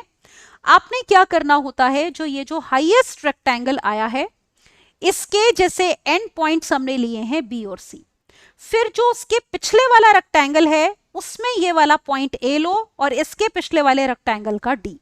ऑलराइट, फिर से देखो सबसे हाईएस्ट ये जो रेक्टेंगल था हमारा, let me shade this one so that it is clear to you, ये है रेक्टेंगल विथ मैक्सिमम हाइट। तो एक तो हमने क्या किया है, इसके जो टॉप पॉइंट्स हैं बी और सी हमने वो लिए हैं, पिछले वाले रेक्टेंगल जो उसको टच कर रहा है ए पे और डी पे। फिर देखो आपने क्या करना है, ठीक है, ये आई होप ये आपको क्लियर हो गया कि ये वाला हमने लेना था। अब देखो उसके बाद आपने इस बी पॉइंट को डी से ज्वाइन करना है और ए को सी से। All right, look here again, B point D से ज्वाइन होगा, ए को सी से ज्वाइन करना है, और इनका ये पॉइंट ऑफ इंटरसेक्शन लेना है ये वाला। पॉइंट ऑफ इंटरसेक्शन किस किस का लोगे, एक तो ए सी का और एक बी डी का। मान लो ये पॉइंट आ गया आपका पी, यहां से वर्टिकल लाइन ड्रॉ करो पैरेलल टू वाई एक्सिस, जहां पे ये एक्स एक्सिस को मीट कर रही है वही होगा हमारा मोड। तो अप्रोक्सीमेटली यहां पे अगर आप मोड निकालोगे this will come out to be 72.50। तो ग्राफ से आप देख सकते हो, तो अप्रोक्सीमेशन आपने करनी है, तो mode will be coming out to be 72.50। Is it all right, ये हमारा आएगा। तो that is how you are going to obtain the mode by using histogram, right? अब देखो आखिरी क्वेश्चन 6, तो उसके चारों पार्ट्स करते हैं। We are doing actually all the parts, तो क्वेश्चंस करने में टाइम लग रहा है, मैं आपको एक्सप्लेन भी कर रही हूं, ठीक है। तो आपने कम पार्ट्स करने थे, सिर्फ 3 क्वेश्चंस करने हैं, we are doing all 6, so obviously it will take lesser time for you to do the paper. So question number 6 part 1 is, a bag contains 5 red balls, all right, and some blue balls. If the probability of drawing a blue ball is double that of a red ball, then we have to find the number of blue balls in the bag. अब देखो क्या information दी है, आपको कहा है कि bag में red balls कितनी हैं, दे आर 5। ब्लू बॉल्स आपने बतानी है कितनी होंगी, हम एज्यूम कर लेते हैं suppose they are x in number. तो टोटल बॉल्स बैग में देखो कितनी हो गई, they will be 5 plus x. Now we are given probability of drawing a blue ball, तो हमें कहा गया है probability of drawing a blue ball is double the probability of drawing a red ball, तो it is 2 times probability of drawing out a red ball. अब देखो अगर आपको ब्लू बॉल की प्रोबेबिलिटी चाहिए, तो इसमें नोटिस करो कि आपके पास फेवरेबल अपॉन टोटल आउटकम्स होंगे। फेवरेबल कितना हो गया हमारा, x हो गया, देखो जस्ट अ मोमेंट, तो फेवरेबल इज x और टोटल आउटकम्स कितने हैं, 5 plus x. That means we have x upon 5 plus x. This is 2 times probability of a red ball. Favourable upon total outcomes, red balls कितनी है 5 और total are again 5 plus x. बस simplify करके x निकालेंगे, तो denominator तो देखो cancel ही हो गया, तो डायरेक्टली सॉल्व करके x कितना आ गया, 10। So therefore in the bag we have 10 blue balls. All right, this was the question. अगला देखो इसका part, second part. You are given A, B, C, D are the vertices of a parallelogram. We have to find the values of A and B. Let us draw a parallelogram. तो हम यहाँ पे draw करते हैं एक parallelogram. All right, look here. Suppose हमारे पास ये एक parallelogram है. अब इसके vertices देखो क्या क्या given है. Let us write. We are given A as -2, -1. फिर आपको दिया है B as A, 0. C दिया है 4, B और D दिया है 1, 2. अब एक इंपॉर्टेंट बात, जब आप वर्टिसेस ले रहे हो तो आपने एक ऑर्डर में लेने हैं. मतलब जैसे A से स्टार्ट किया है तो या तो आप एंटी क्लॉकवाइज जाओ या क्लॉकवाइज चले जाओ. आप ऐसा नहीं कर सकते A ये ले रहे हो तो B अपोजिट ले लो. जब भी आपको कोई वर्टिसेस किसी भी क्लोज्ड फिगर के दिए हैं, so you have to take it in one order. Either take anti-clockwise or take clockwise. तो I have taken these vertices in anti-clockwise manner. मतलब A ये है तो B उसके adjacent लेना है, अपोजिट वाला नहीं लेना, नहीं तो आंसर रॉन्ग आएगा. अब देखो A और B निकालेंगे कैसे. We will use a very important property of a parallelogram कि parallelogram के जो diagonals होते हैं they bisect each other, isn't it? तो यहां पे हमारे पास AD और AC and BD are the diagonals. ये हमारे पास diagonals हैं और ये करेंगे bisect each other. They will bisect each other. Bisect each other का मतलब ये है कि इनका जो mid point होगा M, that is going to be the same. It means M is midpoint of AC as well as of BD. तो अब हम लेते हैं, पहले लेते हैं मिड पॉइंट ऑफ AC. अब देखो मिड पॉइंट फॉर्मूला क्या होता है. अगर आपको चाहिए दो पॉइंट्स के मिड पॉइंट का formula x1 plus x2 by 2 comma y1 plus y2 upon 2. तो ये फॉर्मूले के ऊपर हमारा बेस्ड ये क्वेश्चन है. तो अगर AC ले रहे हो तो A के कोऑर्डिनेट्स x1 y1, C के x2 y2. तो mid point M will be given by -2 plus 4 upon 2 comma -1 plus B upon 2. This implies we have M as 2 upon 2, 1 and this is B minus 1 upon 2.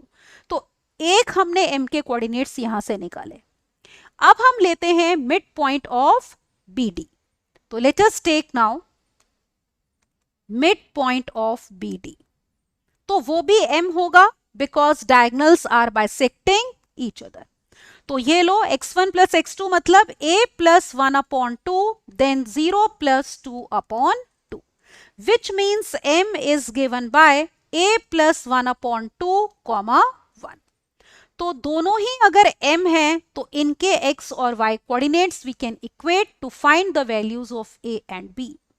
x coordinate equate करो तो we have a plus 1 upon 2 equal to 1 and y coordinates equate करने पे b minus 1 upon 2 is equal to 1.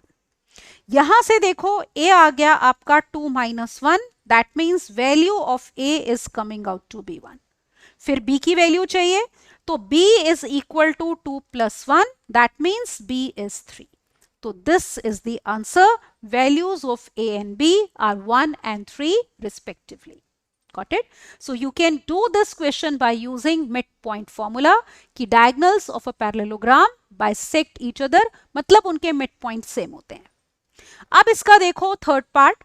आपको कहा है कि a man on a cliff observes a boat at an angle of depression of 30 degree which is approaching the shore to the point immediately beneath the observer.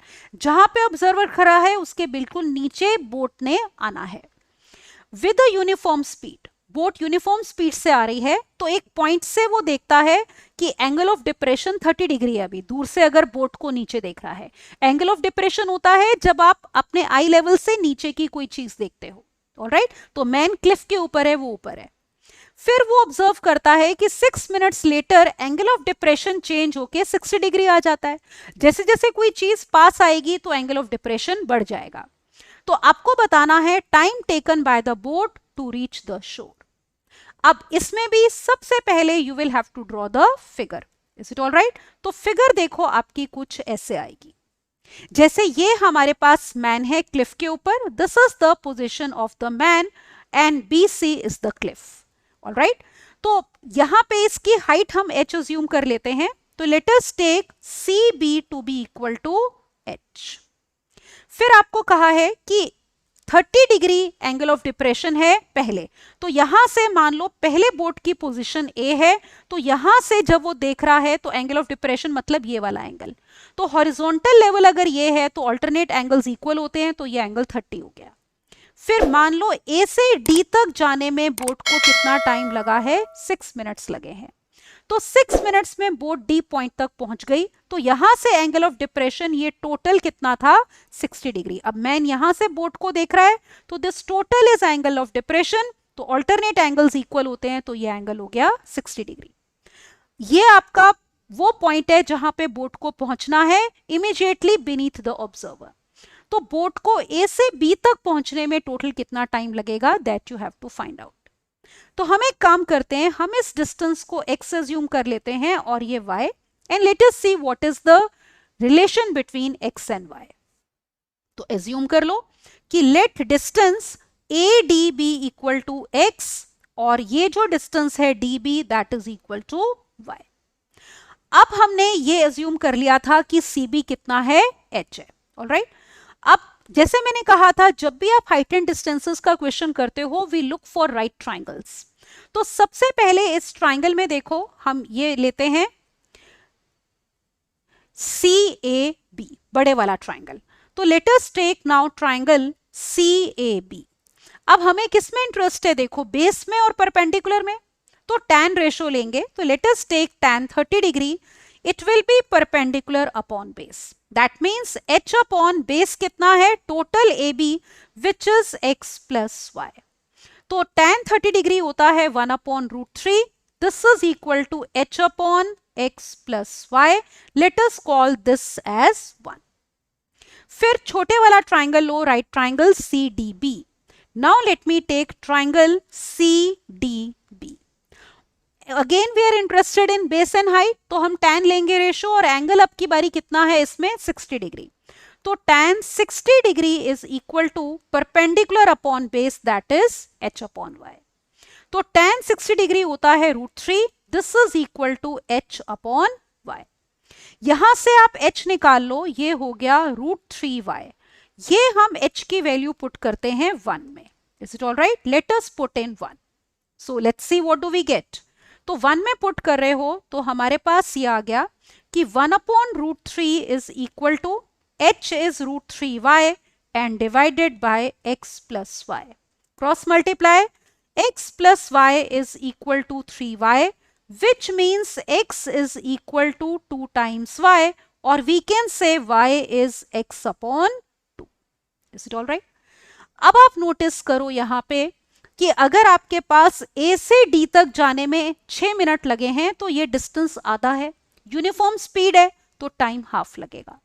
तो we can say that अगर हमारे पास A से D तक जाने में 6 minutes लगे हैं, तो D से वो पॉइंट कौन सा है, देखो हमने लिया है B. तो D से B तक जाने में क्योंकि डिस्टेंस हाफ हो गया है x/2, तो टाइम भी हाफ हो जाएगा क्योंकि स्पीड यूनिफॉर्म है. तो 6/2 that means it will take 3 minutes. तो total time taken, total time जो हमारा होगा from A to D, is it all right, A से B तक जाने में, वो हो जाएगा 6 + 3 that is equal to 9 minutes. तो total time taken is 9 minutes. आप चाहो तो speed is equal to distance upon time लेके भी कर सकते हो. Is it all right? Speed uniform है, तो अगर डिस्टेंस आधा हुआ है तो टाइम भी आधा हो जाएगा. तो 6 + 3 9 minutes are taken for the boat to reach the shore. That means the point B which is immediately beneath the observer. अब इसका देखो आखिरी पार्ट 4. पार्ट 4 ये है, आपको कहा है mean for the following distribution is 27, find the value of P. तो इसमें ना एक फ्रीक्वेंसी अननोन है जो आपने निकालनी है, और मीन ऑलरेडी दिया है 27. तो करते हैं. तो सबसे पहले देखो हमें टेबल बनाना पड़ेगा. तो यहां पे हम ये बनाते हैं टेबल, सपोज ये ऐसे. अब इसको फिल करते हैं. सबसे पहले आपको क्लास इंटरवल्स दिए हैं 0 to 10, 10 to 20, 20 to 30, 30 to 40 and 40 to 50. अब देखो फ्रीक्वेंसीज आर 8, P, 12, 13 एंड 10. सबसे पहले मीन के लिए हमें xi चाहिए होता है mid point of each class interval, upper limit plus lower limit upon 2. तो दिस विल बी 5, देन 15, फिर 25, 35 एंड देन 45. अब हम इसको करते हैं शॉर्टकट मेथड से. तो सबसे पहले यहां पे हम लेते हैं एज्यूम्ड मीन. तो एज्यूम्ड मीन को let us denote by a. It will be the middle xi. All right, तो ये हमारे पास कितना हो गया 25. और h ले लो, size of class interval which is 10. तो कॉलम बनेगा ui xi minus a upon h. तो 5 minus 25 is minus 20, minus 20 upon 10 will be minus 2. Then 15 minus 25 is minus 10 upon 10 is minus 1. 25 minus 25 0. 35 minus 25 10 upon 10 is 1. 45 minus 25 20 upon 10 is 2. अब देखो अगला column बनेगा which will be obtained by multiplying fi with ui. तो ये वाला जो column है आपने इस वाले कॉलम से करना है multiply. Let us see what are we getting. तो ऑब्जर्व करो, this will be minus 16, then we have minus p, 0, 13 and then 20. अब हमें दो कॉलम्स का सम चाहिए, एक तो सिग्मा fi और एक सिग्मा fi ui. तो let us right over here. तो अगर आप लेते हो सिग्मा fi पहले, ये देखो सारी फ्रीक्वेंसीज को ऐड करोगे, ये वाले कॉलम का sum, this will come out to be 43 plus p. फिर ये वाले कॉलम का हमें सम चाहिए, that is sigma fi ui. This on adding will give you 17 minus p. अब हम फॉर्मूला लगाते हैं मीन का. Mean is already given in the equation. देखो कितना गिवन था 27. तो x bar is already given to be 27. What is the formula? x bar is equal to a plus h into u bar. All right, तो which is equal to a plus h times u bar means sigma fi ui upon sigma fi. अब हम सारी values put करते हैं और solve करेंगे. तो mean हमारा 27 है. देखो assumed mean is 25, h 10, sigma fi ui is 17 minus p and sigma fi is 43 plus p.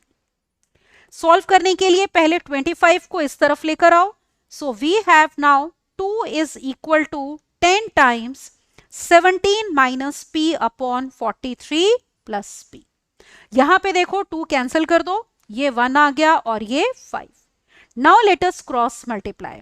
So 43 plus p is equal to 85 minus 5p, which means that 6p is equal to 85 minus 43. So 6p is coming out to be 42, which means value of p is 7. All right, 6 7s are 42. So this is going to be the answer. तो आपको इसमें mean already given था, जो unknown एक frequency थी p, that we had to obtain. So I hope this is clear to you, right? So in this lecture, as you have seen, we have done ICSE mock test class 10th mathematics term 2. तो please practice as many mock test as you can, क्योंकि देखो graph भी बनाना है आपने. अब जैसे free आपके पास स्टैटिस्टिक्स के क्वेश्चंस हैं, you have to draw the table also. अगर आपके पास मेंसुरेशन का क्वेश्चन है तो आपने फिगर भी बनानी है. तो एक बात ध्यान में रखना कि जिनमें फिगर जरूरी है, या ग्राफ पे तो आपको प्रॉपरली देखो स्केल पेंसिल लेके you have to draw the graph properly. पर जैसे ये जो फ्रीक्वेंसी वाले टेबल्स होते हैं, या आपकी कोन बनाना है, सिलेंडर, सर्कल, स्टेंट है, तो उसमें बहुत ज्यादा आपको प्रॉपरली स्केल लेके बनाने की जरूरत नहीं होती है. That figure you can draw with your free hand very quickly. क्योंकि अगर आप उसको बहुत अच्छे से स्केल पेंसिल लेके बनाओगे तो you will waste a lot of time. और उसमें ऐसा कुछ नहीं होता कि अगर थोड़ा सा लाइन टेढ़ी है या कुछ है तो आपके कोई मार्क्स कटेंगे. That figure is for reference, तो उसमें कोई फर्क नहीं पड़ता. ऐसे फ्रीक्वेंसी डिस्ट्रीब्यूशन के टेबल में लाइन स्ट्रेट है नहीं है, इट विल नॉट मैटर. तो क्वेश्चन करने पे ज्यादा फोकस करो ताकि स्टिपुलेटेड टाइम में आपके सारे क्वेश्चंस कंप्लीट हो जाएं। लेकिन जैसे मैंने कहा, ग्राफ का अगर कोई क्वेश्चन है तो ग्राफ पे प्रॉपरली आपने बनाना होता है और ग्राफ पेपर पे पेंसिल को ही यूज करो। ऑलराइट, एक तो इरेज भी कर सकते हो, you are not suppose to touch even a point of pen on the graph paper, and there you scale to draw the perfect lines. All right, so as I said, please practice as many papers as you can. उससे एक तो आपकी mistakes कम होंगी, आपको अपनी time limit का भी पता चलेगा कि कितने टाइम लिमिट में आप कितने क्वेश्चंस कर पा रहे हो, right? So that is all in this one. Rest will continue in the next one. Please don't forget to subscribe to our channel to avail full benefits of our courses. Thank you and bye-bye.